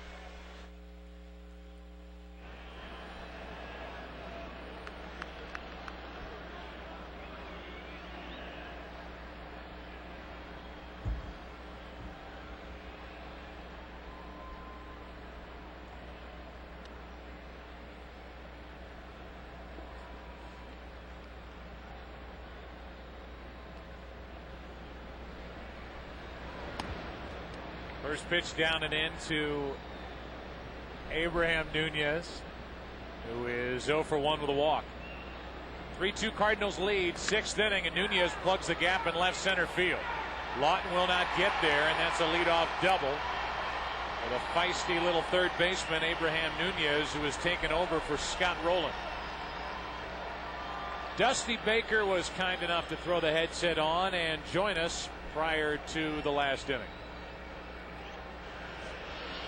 Well, Dusty Baker, here we go. You guys lose 8 in a row, and now you've turned it around, and Jerome Williams is picking up where Zambrano left off, who picked up where Maddox left off, and I guess it's the age-old thing. It all gets back to that starting pitching. Well, it does, and the better your starting pitching is, the easier it makes it on your bullpen, and the main thing is Jerome has settled down. Earlier in the game, he was having little control problems, and a couple walks and a couple of guys that walked scored. So, he appears to have settled down. Only thing is pitch count is getting a little high right now. You had a chance yesterday to finally use Kerry Wood in a spot where the game was on the line. He showed his stuff. Man, he could be a tremendous weapon for you down the stretch here. Well, he could be, and I tell you, Kerry's throwing the ball great, and his velocity up, and has actually helped his control, I think.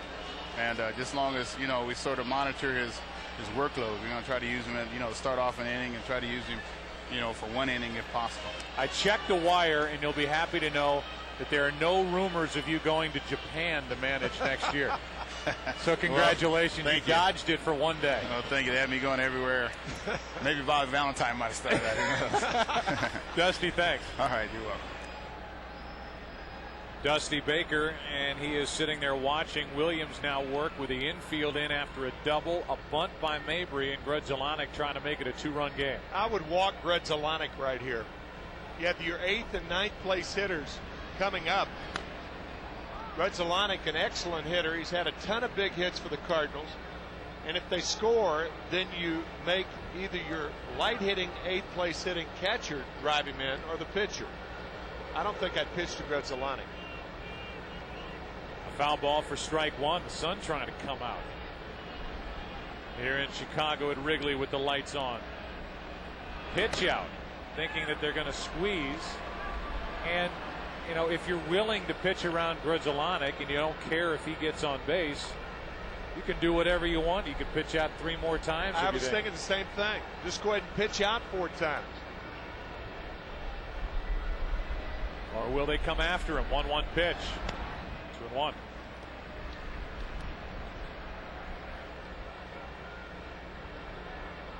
So Williams has the answer to that question. How do they deal with Grudzielanek with Mahoney on deck? 2-1 pitch. Pulled the string, 2-2.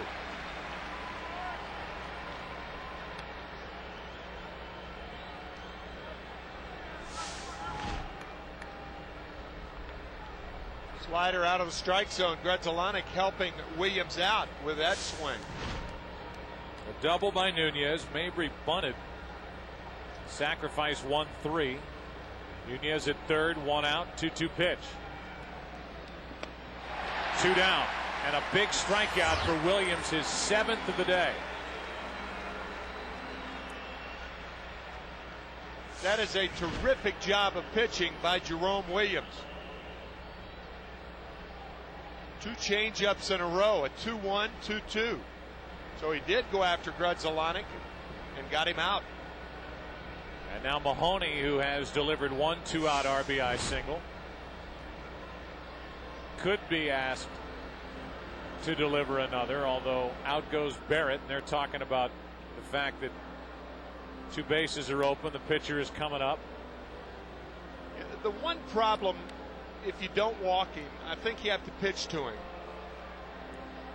And the reason for that is it's a lot different pitching around a hitter with a runner on at third as opposed to a runner on at second and first base being open.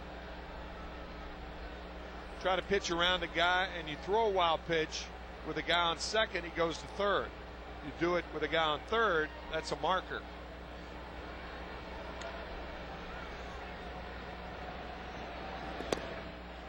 Strike 1 on Mahoney. We had a conversation last week in a similar situation, and we did the in-game interview with Tony La Russa right after, when La Russa pitched to Wilson Betterman with the pitcher Hudson on deck in a similar spot. Betterman got a 2-strike RBI double. What he talked about right after that interview, and what he's talked about with me since then, is his decision of either pitching to the number 8 hitter and hoping to get him out so that the pitcher leads off the next inning with Furcal lurking and not having him lead off an inning. Weighing that against the danger of having somebody like Betterman get a hit. Betterman is a 300 hitter. Mahoney started this day hitting 148. Yeah, right. Big difference. So the Cubs are coming right after Mahoney, and they have him set up at 1-2.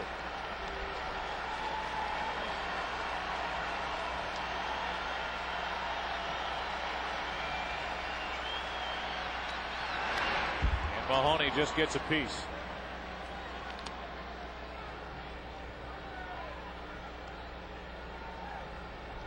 Williams on the verge of turning in 6 solid innings.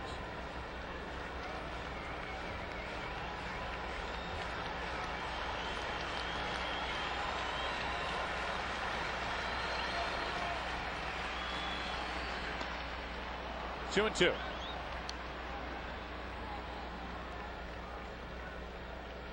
Cardinals trying to avoid wasting a leadoff double.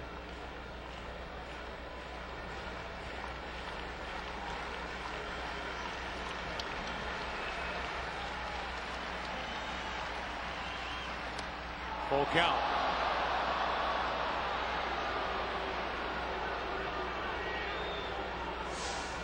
Last pitch missed by about 9 inches. Way outside. Crowd groaned. They may not be seeing things that clearly after a 2.5-hour delay at the start of this day.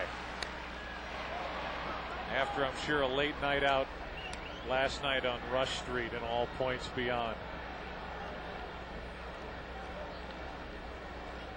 Still 3-2 on Mahoney. And Williams has the luxury of being able to flip up anything he wants. Anywhere he wants it. Preferably out of the strike zone. Mahoney trying to battle. What happens? Right down the pipe. Carpenter next. 9th pitch of the at-bat coming. It's a 1-run game. Scott Williamson is getting loose.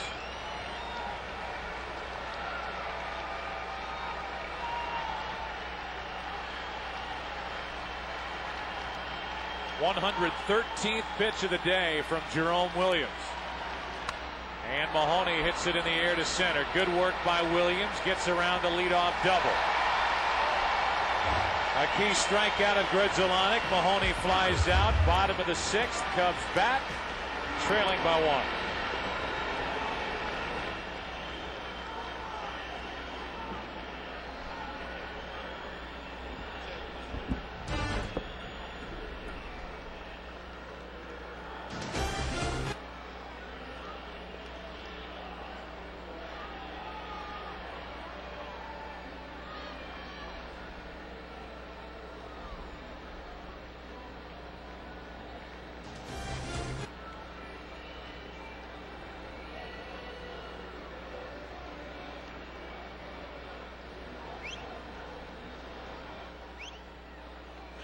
Well, Tony La Russa, you've got your ace.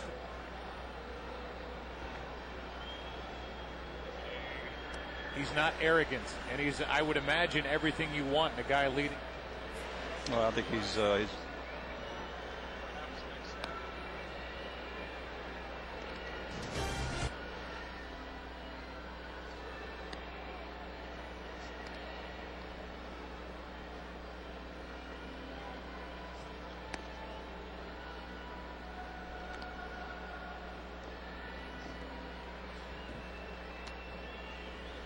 keep booking him into my friends, my former friends.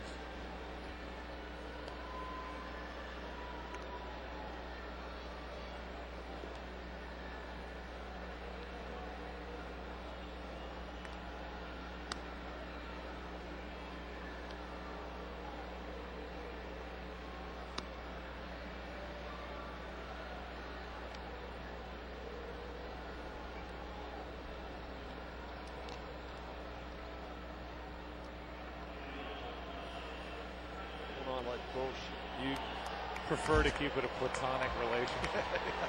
Definitely.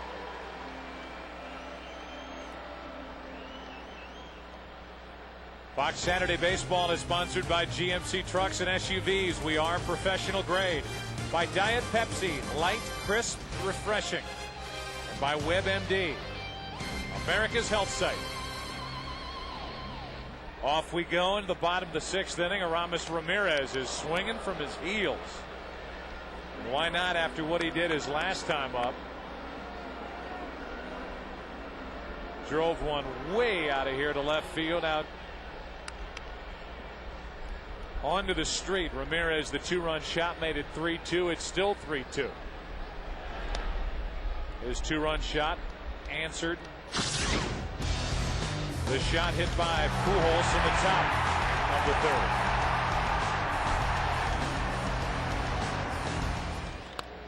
This one he's off balance out in front, pops it up.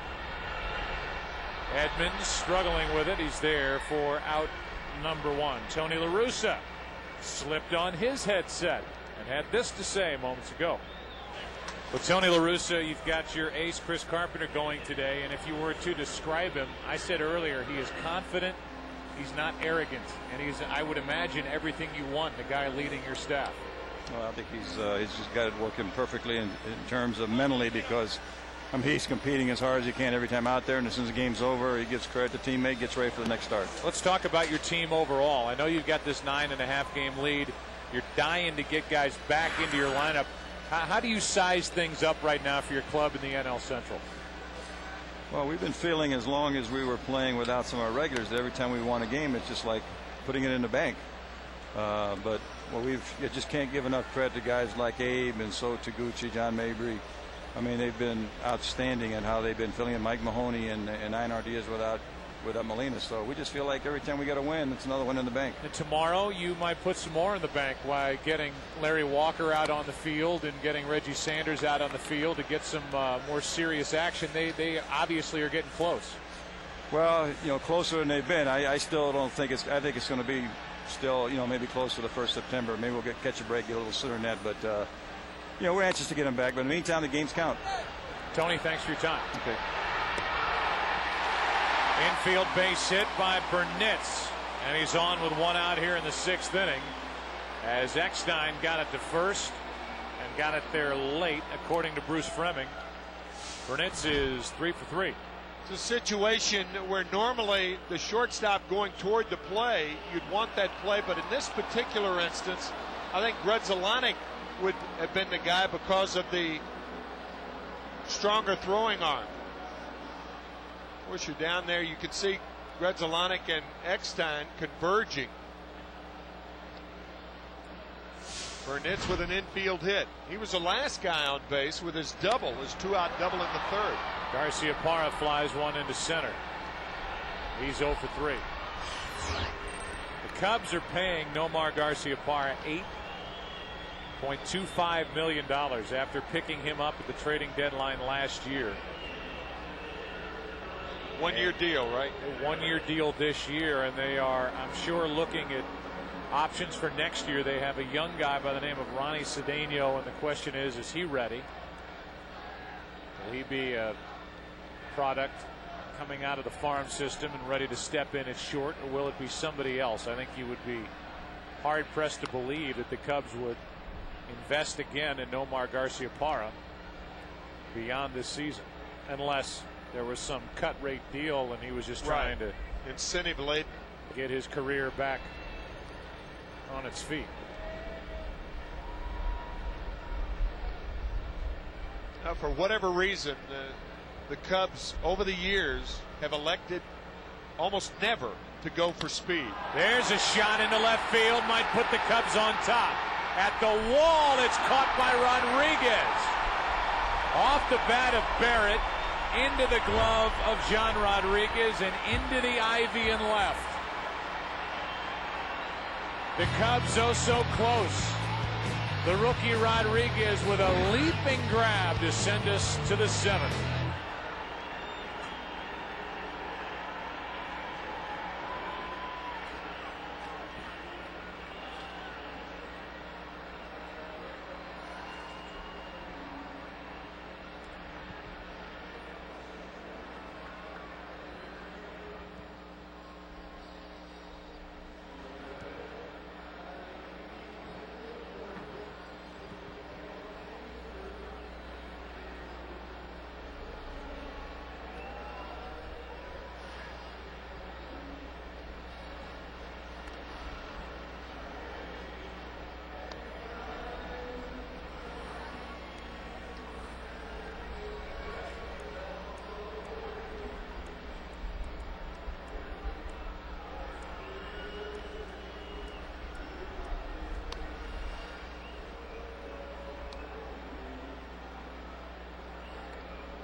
Hello. Hello.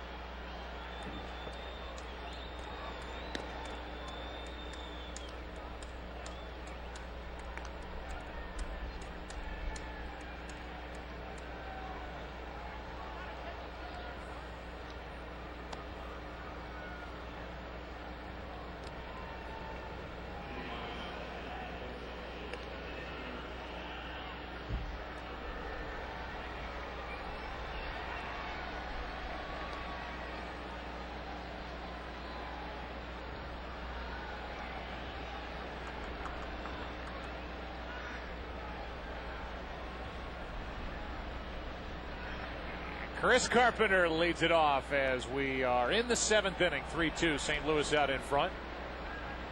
Scott Williamson takes over for Jerome Williams, who was very good. Williamson misses inside with ball 1. This is his 5th appearance. He had reconstructive surgery on his right elbow in October, hoping to help the Cubs down the stretch. Guy who was the rookie of the year a few years back for Jack McKeon in the Cincinnati Reds. And Jack was not afraid to use old Scott Williamson coming out of the bullpen. Here comes a 1-1 pitch to Carpenter. That's strike 2. Our Capital One trivia question was,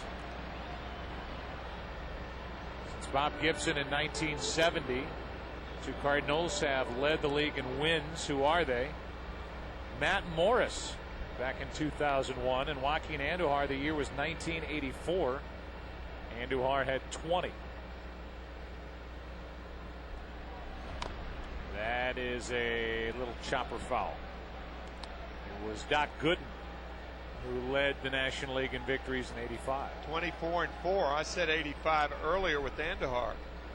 but it was 84. Doc Gooden 24 and 4, a 1.53 earned run average in 1985 at the age of 20. That's ball 2, 2-2. Who won it in 86? Who won the most games? Wins, yes. I thought it was John Tudor, but evidently I was wrong. Fernando. Oh, wow. Here's a 2-2. 3-2. 86. Roger Clemens that was his MVP and Cy Young Award year. 3 balls, 2 strikes. Carpenter leading it off. Williamson misses. Wow. Comes out of the bullpen and issues a leadoff walk to Chris Carpenter, who in body language was up there saying, I know I'm standing here at the plate, but I'm thinking about pitching in the bottom of this inning. So a leadoff walk, and David Eckstein looks down at Jose Oquendo, who goes through the sides. That is not good on the part of Scott Williamson. Nope. Run the count to 0-2, and then, as you said, the body language of Carpenter is saying, I'm an out.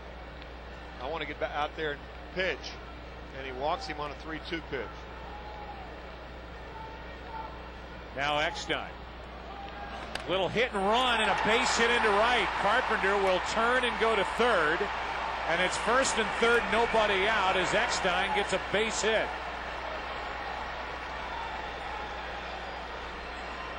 Tony La Russa tried a hit and run with Carpenter at the plate earlier in the game. And now he tries the hit and run with Carpenter on at first. What a ploy by Eckstein. He started out by showing bunt. Now there he's swinging. But when he got up to the plate, he bunted or got in a square position. Now he gets back into his batting stance and singles to right field.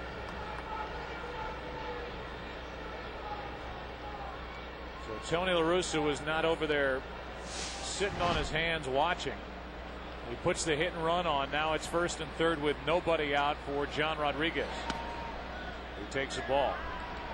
That's really a shrewd move by La Russa, because how many times do you see a pitcher being used in the running part of a hit and run as a starting pitcher in the 7th inning? Maybe the first time up, but not the third time up. Will Ullman, a left-hander, getting loose. Now a base hit to right will add to the lead. Eckstein will go to third. He was running on the pitch. Rodriguez makes it a 4-2 St. Louis 7th inning lead. And this started with a walk to Chris Carpenter.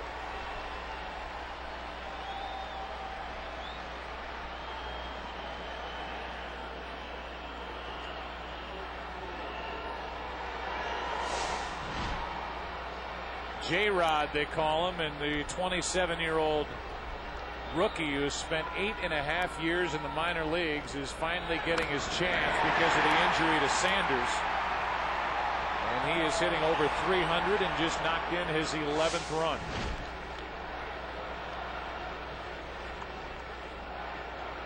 Now it's first and third with nobody out for Pujols. What a revolting situation this is for the Cubs. They had the infield in with Rodriguez the batter. I don't think you can afford to do that with Pujols. The line about infield in with a hitter is you turn a mule into a racehorse. Well, think of what you're doing to Pujols. They're about halfway right now. Ball 1.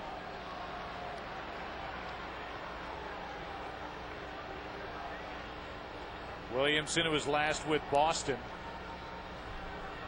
his first go around with the Cubs. You think about Jerome Williams. First and third, nobody out. Williams was coming out after the top of the 6th inning, no matter what. In the bottom of the 6th, with a man on and 2 out, Williams was watching as Michael Barrett hit the ball to the ivy in left field. He was about 10 or 15 feet away from being in line for a potential win. Now he's on the hook. The pitcher of record for the loss, unless the Cubs rally, and the Cardinals are trying to add to what is now a 4-2 lead. The Cubs have had 3 innings today in which they have walked the leadoff man. All 3 leadoff men have scored. Actually, one was erased in the 2nd inning. But his replacement scored. Pujols able to get out of the way of ball 3. Especially when that leadoff hitter is a pitcher. Leadoff walks almost always score. That's the one thing you can impress upon a young pitcher, that this is true. If you walk the leadoff man, he's going to score. Williamson may be throwing his last pitch. Pujols fouls it back. The count full. With nobody out, the left-handed hitting Edmonds on deck. The lefty Ullman in the bullpen. This could be it for Williamson.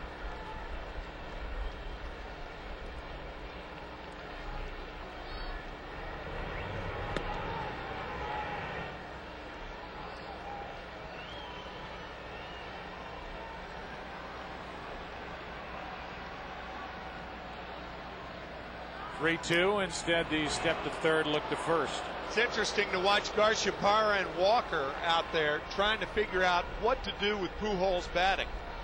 Last time Walker was about halfway, and then as the pitch was on its way, he came forward, and then Williamson stepped off.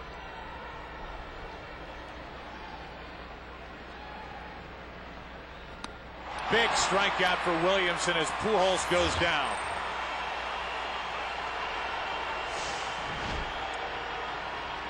Last pitch of the day for Williamson is a big one for the Cubs. A walk to Carpenter started this. A strikeout of Pujols ends Williamson's day, and Ullman, a lefty, coming in.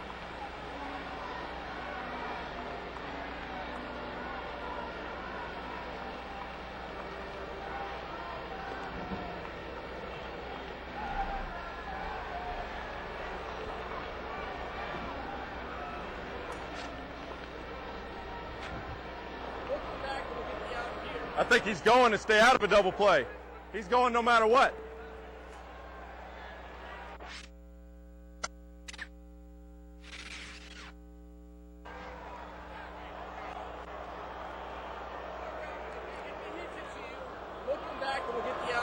I think he's going to stay out of a double play. He's going no matter what.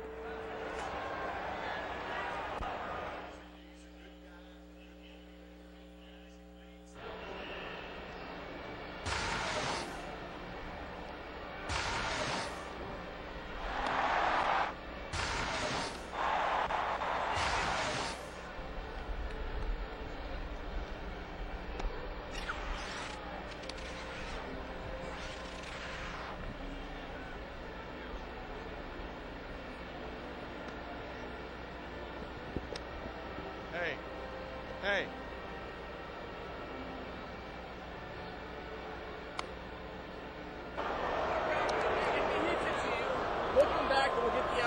I think he's going to stay out of a double play. He's going no matter what.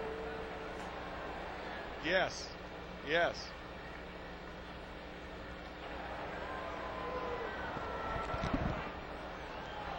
Play it again.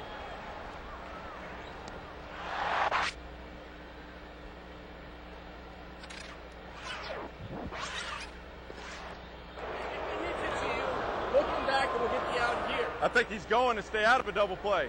He's going no matter what. Yeah, that's good. That's great.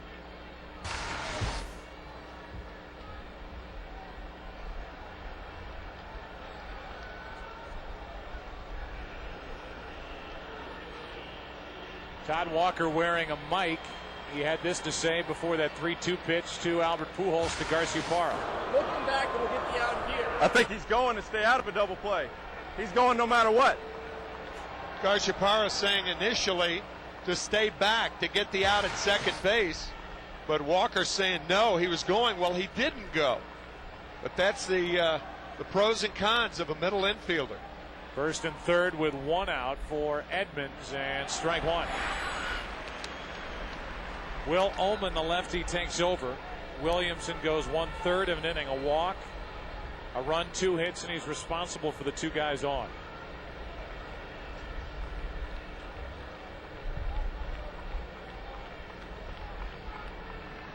Big strikeout of Pujols for the first out. Ball 1 to Edmonds.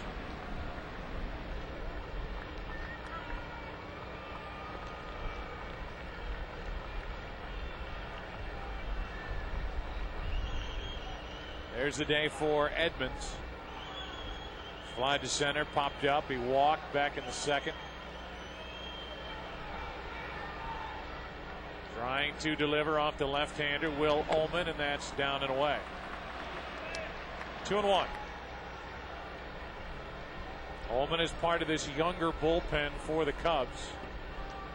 Since we last did a game for Chicago, they have traded away Mike Remlinger. Now with Boston. Go to first with Eckstein coming down the line at third.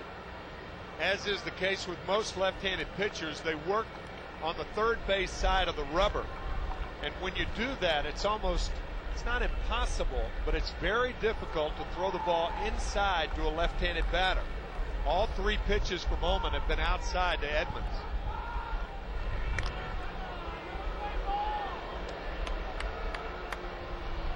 I never thought about things like that until I quit playing. I wish I'd thought more. I wish I'd seen the game from above sometime while I was still playing. And obviously you don't, because you're seeing things at ground level. Here comes a 2-1 pitch. Edmonds. Almost walked right into that. 3-1. I think Jim was probably thinking the same thing. He's been away, and now all of a sudden that fastball up and in. And that was a pitch, looked to me like it got away from Will Ullman.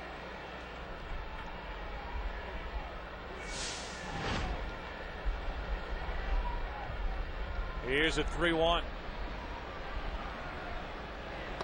That'll load him up. Moments ago, Todd Walker and Garcia Parra talking with Jerry Meals during the pitching change when Ullman came in. Okay, I've never seen that sign. I know I've been out a while, but I've never seen that sign. I think he was trying to say, looking back. He's going, though. With no outs, he's going no matter what. And the only way you can't give him like a one-hop bullet, which you should turn that anyway. Let him have the run. It's 4-2 or 5-2. No, at the time, not necessarily this one, but when the guy got the base hit.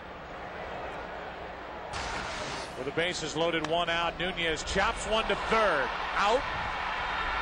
Safe. Another run scores. Heading to third is Edmonds. Down to second is Nunez. And it's 5-2 in the 7th.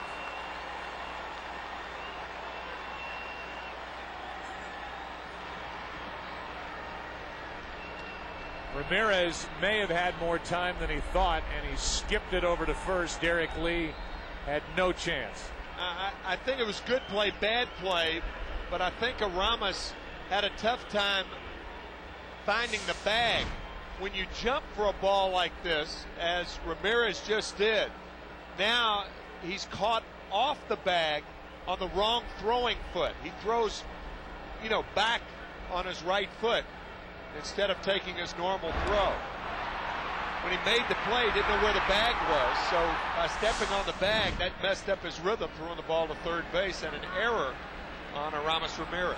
It's a force out, 5 unassisted, an RBI for Nunez, and an E5 on this throw, which allows the runners to move up to second and third. So a hit here by Mabry could bust it open. It's 5-2 here in the 7th.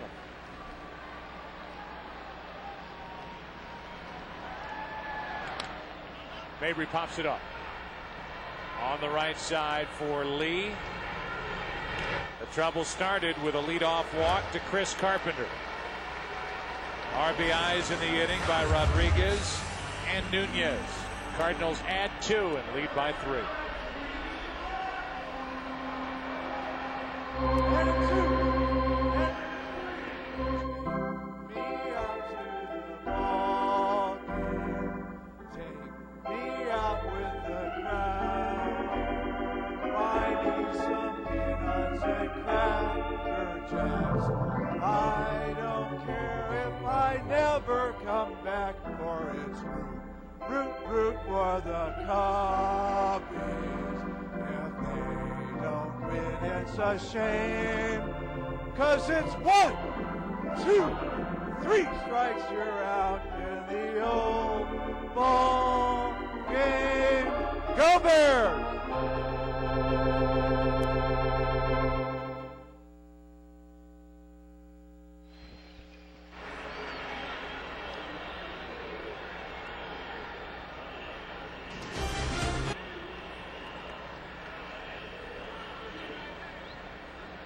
Hey, guys.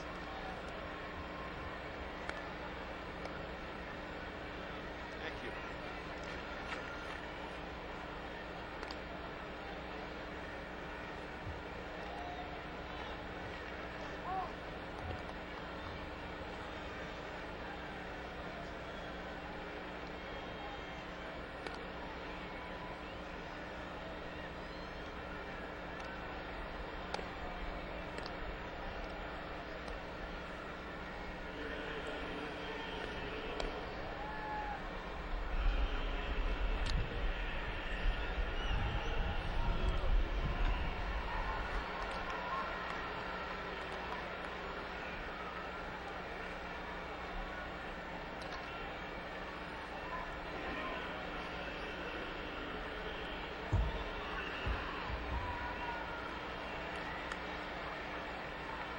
Fox Saturday Baseball sponsored by Capital One. What's in your wallet?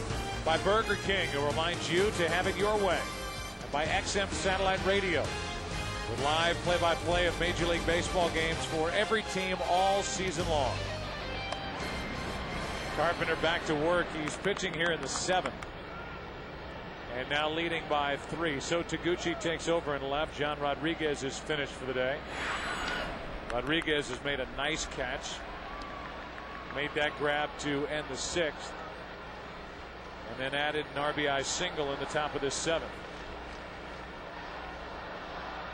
The 2-0. 2 balls and a strike on Patterson.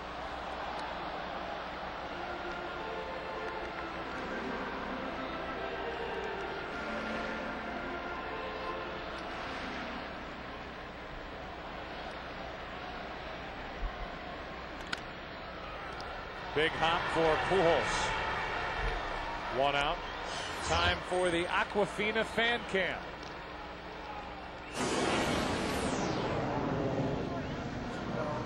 It's a shame, Gary Fensick. 'Cause it's 1, 2, 3 strikes, you're out in the old ball game. Go Bears! A leader and I believe captain for that great 1985 Chicago Bears team. He was. Dan Hampton was on singing the national anthem. Well, it's the national anthem of baseball.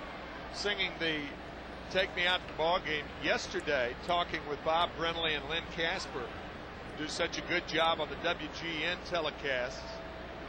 And Dan Hampton had some interesting things to say about the Bears this year. And the one thing I picked up on, Joe, was Dan saying that the Bears are going to be fine this year. They're going to be better than last year as long as Rex Grossman stays healthy. That was the case last year when he blew out his knee. That was at least during the regular season, and last night broke his ankle. Man. Just a terrible situation for the Bears. A great guy, Lovie Smith, their head coach. He's got the franchise, I think, headed in the right direction, but here they are with Hutchinson, who pitched for the Cardinals in 2001. The draft pick out of Purdue. I mean, they're looking now. There's strike 3 over the outside corner. And Carpenter is through the first 2 here in the 7th. Our WebMD Health Update focuses on Bears quarterback Rex Grossman, who has the broken ankle. Check out your own symptoms at WebMD.com.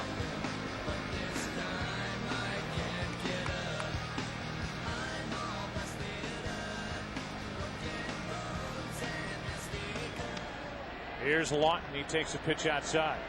Carpenter is working in the 7th. He has 5 complete games this season. 4 shutouts, one of which came in St. Louis against the Cubs. He makes that play on Lawton. And we go into inning number 8 here at Wrigley Field. Still 5-2 St. Louis. It's time for our DHL game break. Here's Jeannie and Kevin in the Fox Network Center.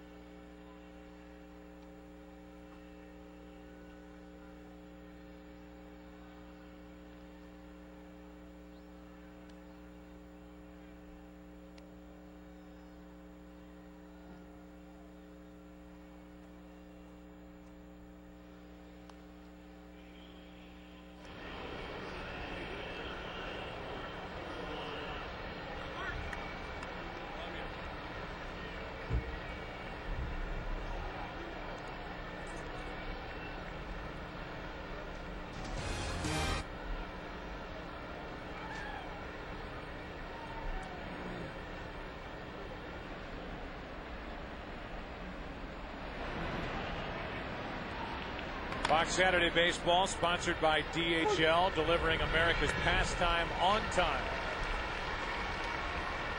First pitch swinging is Grudzielanek, and he grounds out to start the 8th.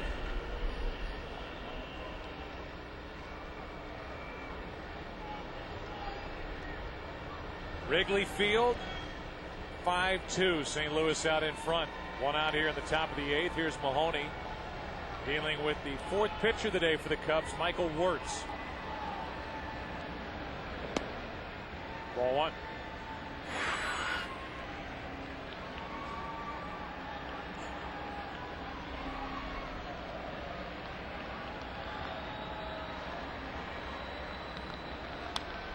That's strike 1.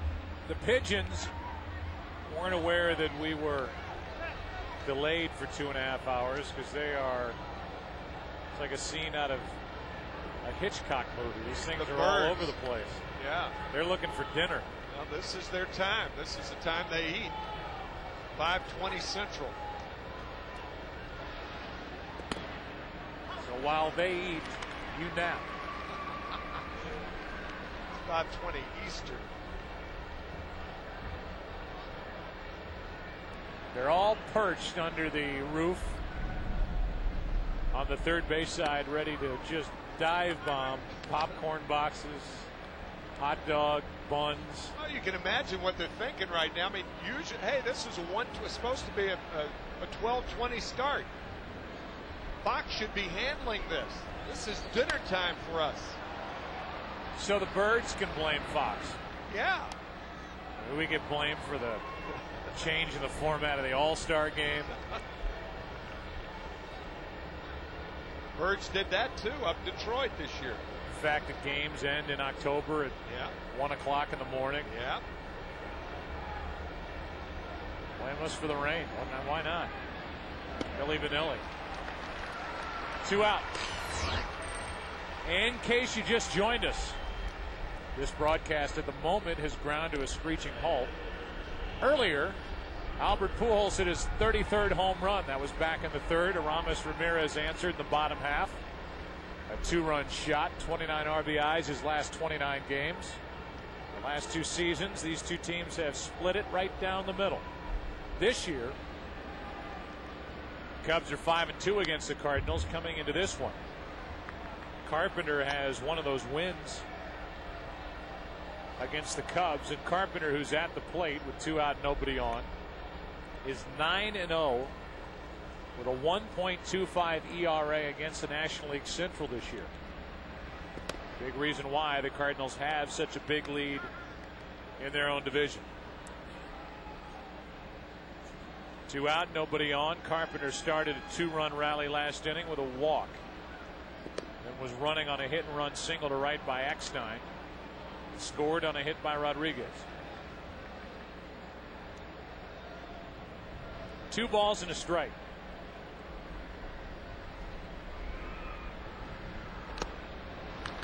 Two and two.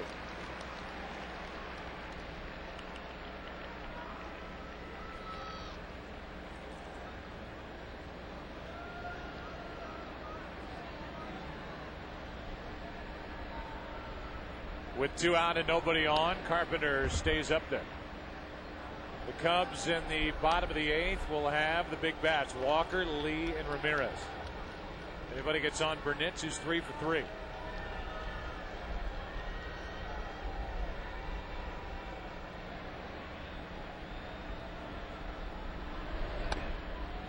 Full count. I know this is weird, but this is one of the few times ever in a game that the hitter would prefer to make an out. 2 out, nobody on, 3-run lead. Let me make an out, will you? He's not cooperating, though.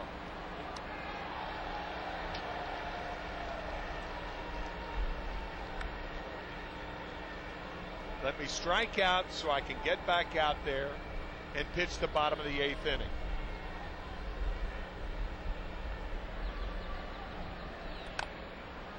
That's foul. Last year, the Cardinals were led. This is the National League Championship team. The Cardinals were led in regular season victories by Jeff Suppan with 16. Chris Carpenter is 6 defensive outs away from his 17th win of the season here on the 13th of August. Into right, a 1-2-3 inning for Wirtz. Carpenter makes an out. Tim knows that he's smiling. And Brad has a great friend. A lot of confidence in that marriage coming up.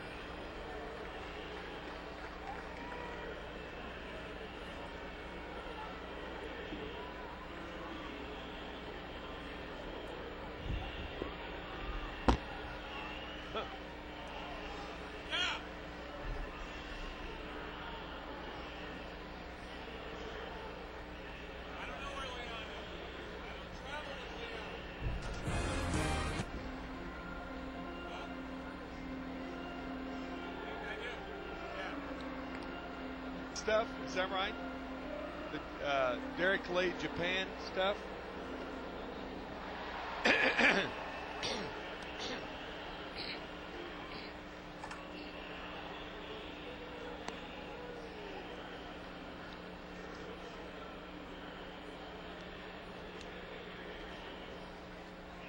Especially since it's exclusive, Pete.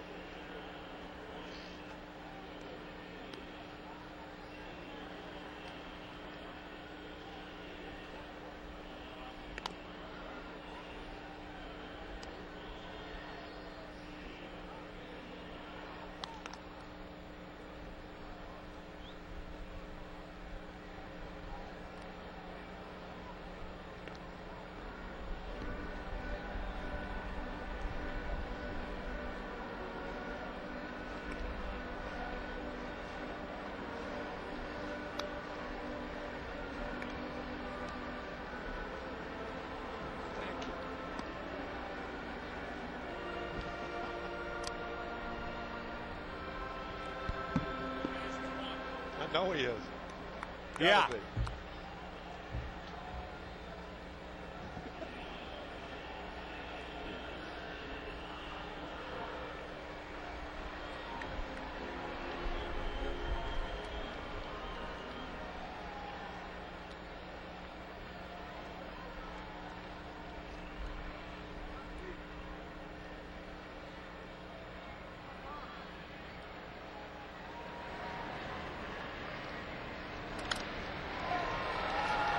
Diving stop by Grudzielanek, gets up and safe is Walker to start the 8th.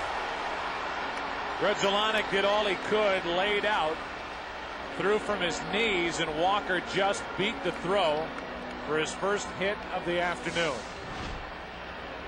Fine play by Mark Grudzielanek, diving, fully stretched, and now throwing from his knees. A one-hopper, and Walker just beats it.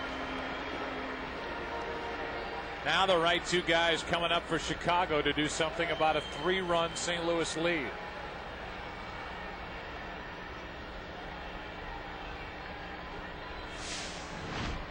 At the plate, Derek Lee, ball 1.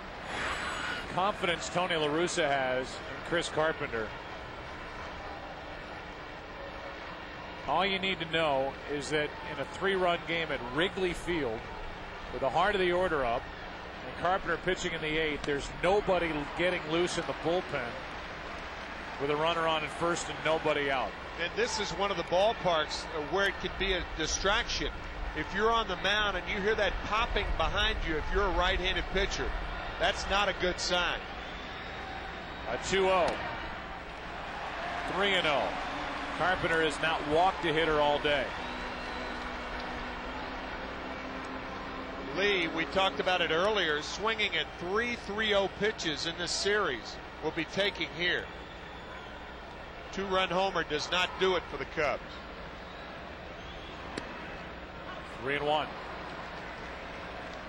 Bottom of the 8th, 5-2 St. Louis.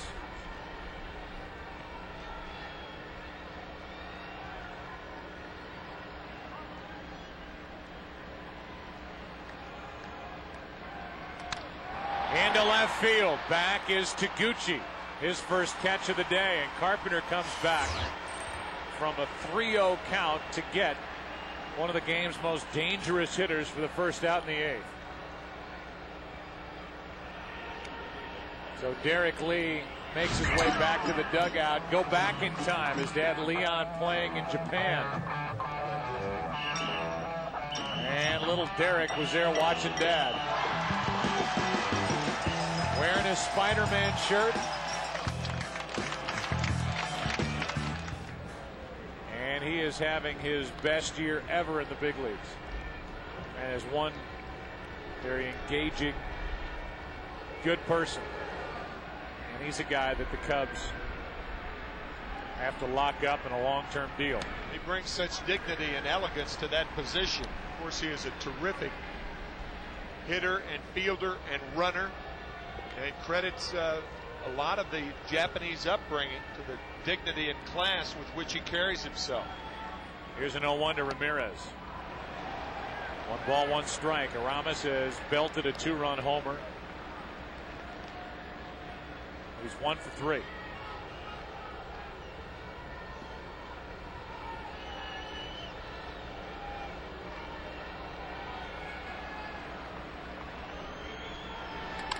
Back up the middle. Grudzielanek will step, throw, 9th inning. The double play. Carpenter 3 outs away from his 17th victory and his 6th complete game.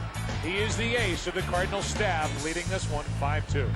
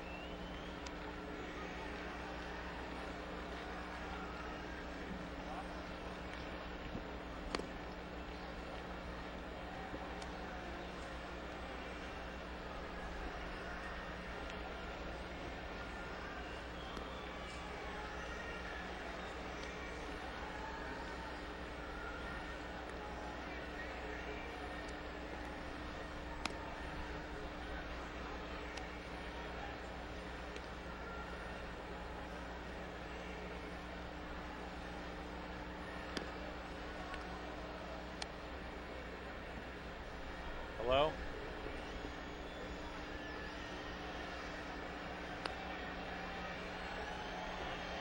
Hello again. Hello again. Hello again, everybody. Okay. Okay. Okay. Yes. Stan the man. Stan. Fox Saturday Baseball, sponsored by Crestor. Talk to your doctor about prescription Crestor. By M3 Power Nitro from Gillette, the world's closest shave with a bold new look. By Chevy. Chevy and baseball, they just go together. An American Revolution. First pitch to Eckstein, top of the order for the Cardinals, 9th inning, 5-2 St. Louis, strike one.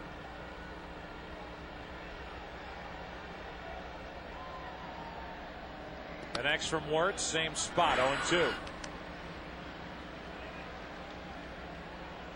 It's cool here in Chicago. It is. Perfect day for our yellow shirts. The 0-2. Canary yellow. Oh, did the Cubs get a break there? David Eckstein was across the plate going to the Cardinal dugout. He thought he went around, but Bruce Fleming didn't.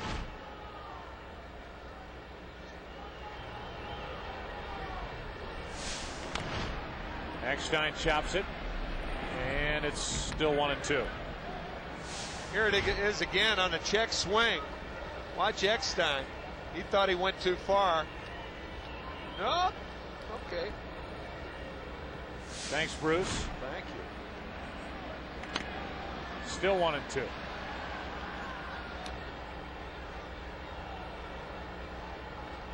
You will be on the south side of Chicago.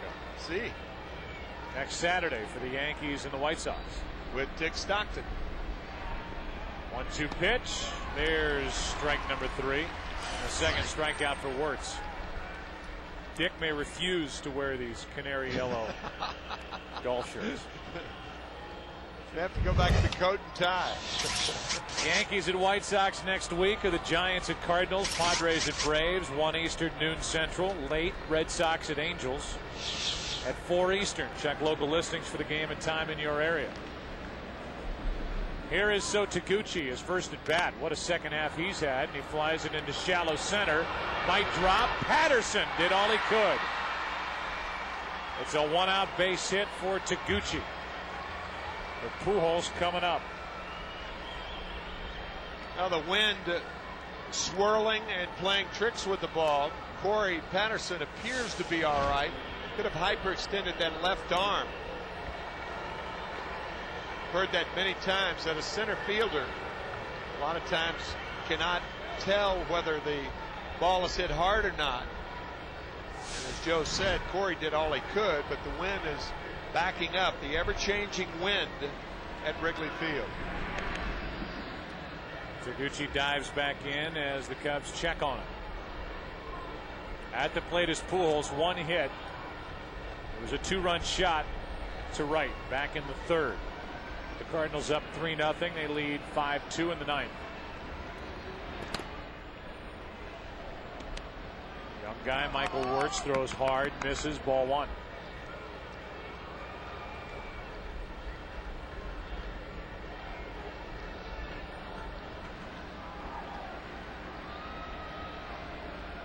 (1-0) on the corner. 1 ball, 1 strike.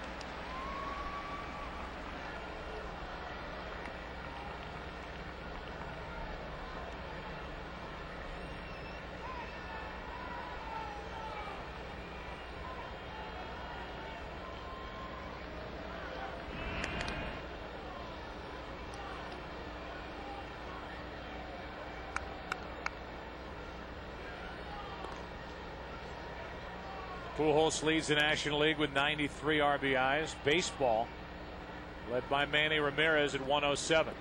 That's low and away. 2 balls and a strike. Manny will be hitting in about 45 minutes at Fenway Park against the White Sox. John Garland going for his 17th win. I believe it's 17. Here's the 2-1. Good pitch, 2-2.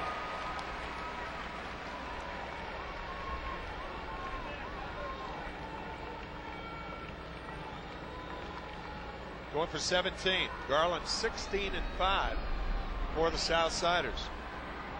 Here's a 2-2 pitch. Instead, a check on Taguchi.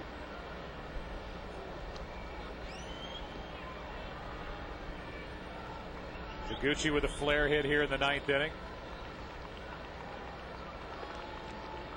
Cardinals from the 7th inning on this season have outscored their opponents by 60 runs. Taguchi takes off, and Pujols trying to dump one into right. Burnitz is there. Makes the grab. Back to first is Taguchi, 2 out. And the batter will be Jim Edmonds.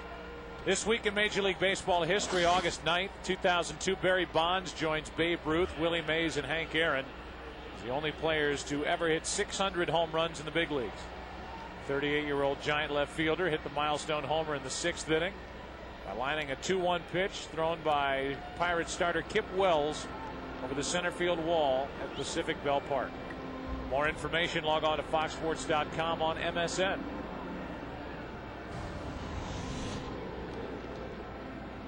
And today marks the 10th anniversary of the death of number 7 for the New York Yankees, Mickey Mantle. It's just hard to believe that he's been dead for 10 years. Yeah. Died at 63 years old. Edmonds now with 1 on, 2 out. He's 0 for 2 with 2 walks. Strike 1.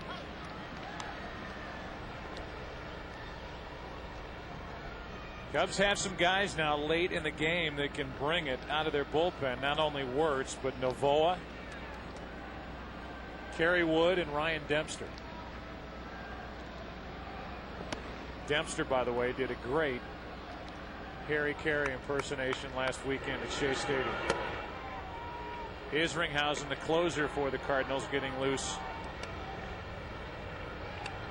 as we play here in the 9th inning. Is Carpenter finished? Will he go back? Taguchi takes off. Barrett's throw. Not in time, and a stolen base for Taguchi.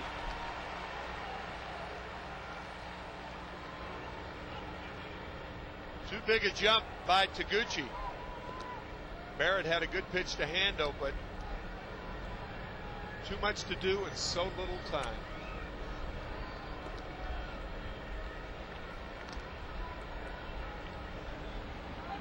Here's a 2-1.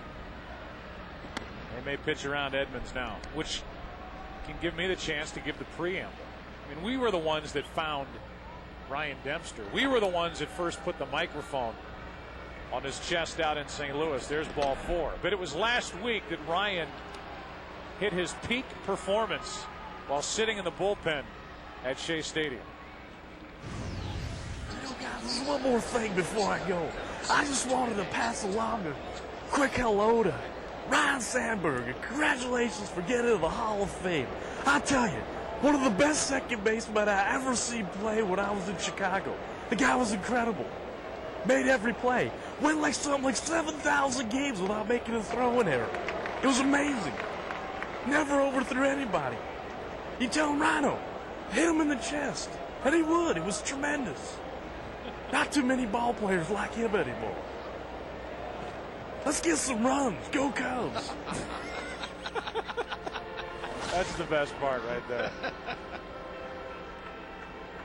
I don't know if Ryan Dempster's doing Harry Carey or doing Will Ferrell doing Harry Carey. Either way, it's good entertainment. Wonderful. And Karanka, a left-hander, takes over. Karanka! 2 on, 2 out in the 9th.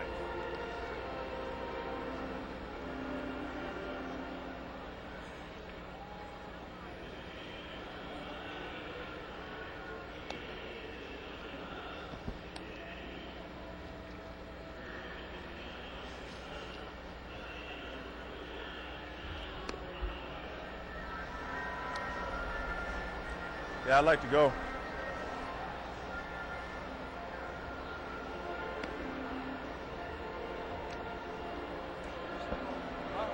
Yeah, I know. No, I haven't made it. All turf, no grass? Just one ballpark. One ballpark of grass?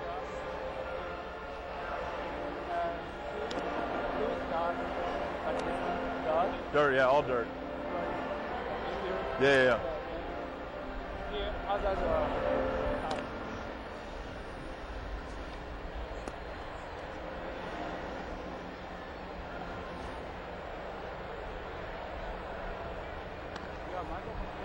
Huh? Oh, yeah. Don't say nothing dirty. Hey, Toot.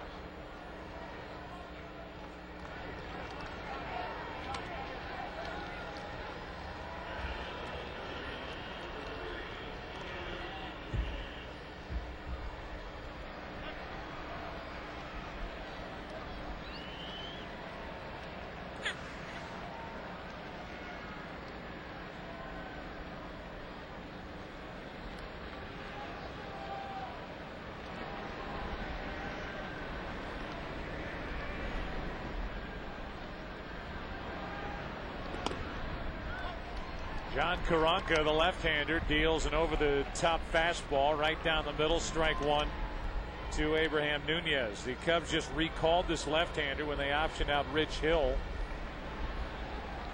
Two traded spots, Iowa, Chicago. This guy can throw hard. He deals strike two. Second stint with the Cubs. It's here at the beginning part of June. And was 1-2 in 3 starts. 2 on, 2 out. 0-2 to Nunez.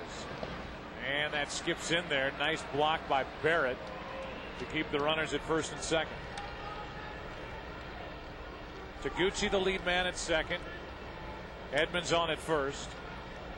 And 2 out with the Cardinals leading 5-2 in the ninth. That could have been a cross-up. Normally, if the catcher goes out and talks to his pitcher after a ball that looks unusual, and it was a fine play by Barrett. He'll go out and make sure of the signs. Two and two. More birds. These pigeons are in a frenzy here at Wrigley.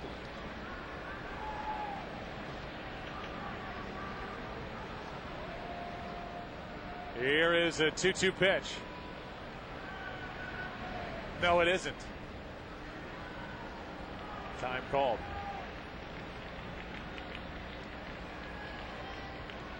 Cubs in the bottom of the ninth inning will have Burnitz, Garciaparra, and Barrett. To the right side for Lee. Cardinals get a hit, a walk. They have left 9. Bottom of inning number 9.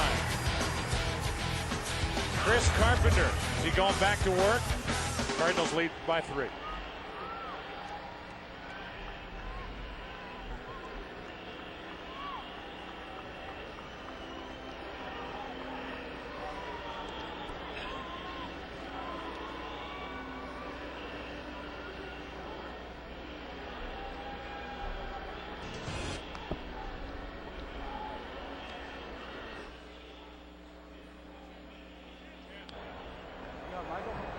Huh?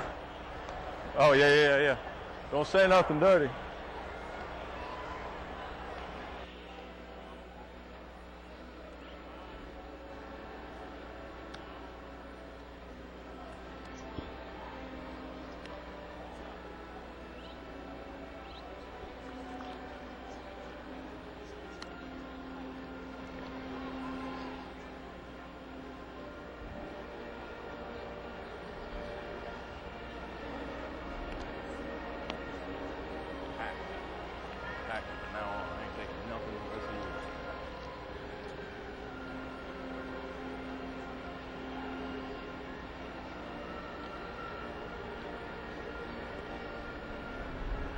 Where's my 2 hits, dude?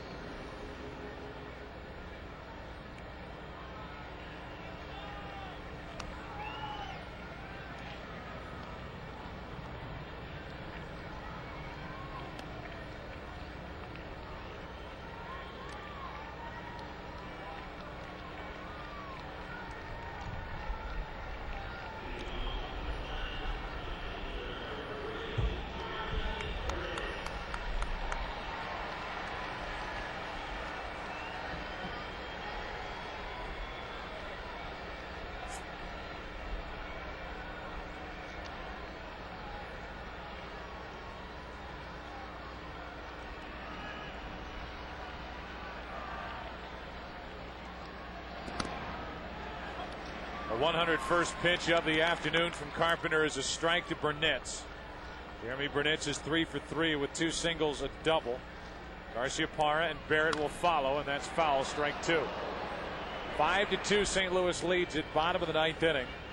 Trying to win their first game of this 4-game set against 2 losses with 1 to go tomorrow night, Morris and Pryor. Morris 12-4, Pryor 7-4. Here's an 0-2. I think any hint of trouble, maybe even one base runner, and Isringhausen would come in out of the bullpen. 1-2 pitch. Got him looking on a breaking ball, 1 out. Carpenter gets the lead man in the bottom of the 9th. Fox Saturday Baseball is sponsored by DHL, delivering America's pastime on time. That's 8 strikeouts now for Carpenter against 0 walks and 8 hits. Cubs have actually out-hit the Cardinals 8-7. With 1 out, Garciaparra goes after the first pitch and pops it up, 2 down. Garciaparra 0 for 4. And down by 3 with a pitcher trying to get through the 9th inning. Up over 100 pitches. Garciaparra goes after the first offering, and now the Cardinal fans get to their feet here at Wrigley with Michael Barrett walking in. First time the Cardinal fans have had a chance to get to their feet in the last 3 days. Cardinals sweeping Milwaukee and then losing the first 2 of this 4-game series here in Chicago. Strike 1 to Barrett.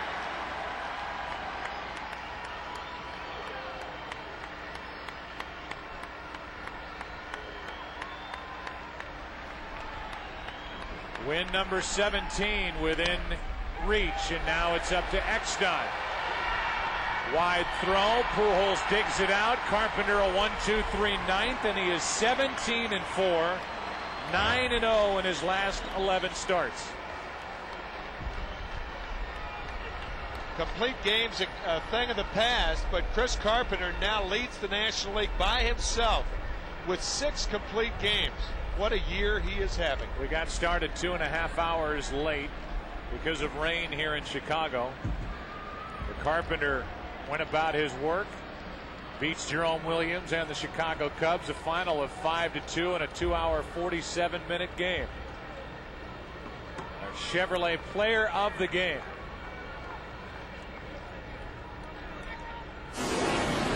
Chris Carpenter. 7 of his 8 strikeouts, and in recognition of his outstanding play, Chevrolet will make a $1,000 contribution to the Boys and Girls Clubs of America. Chevy, an American Revolution.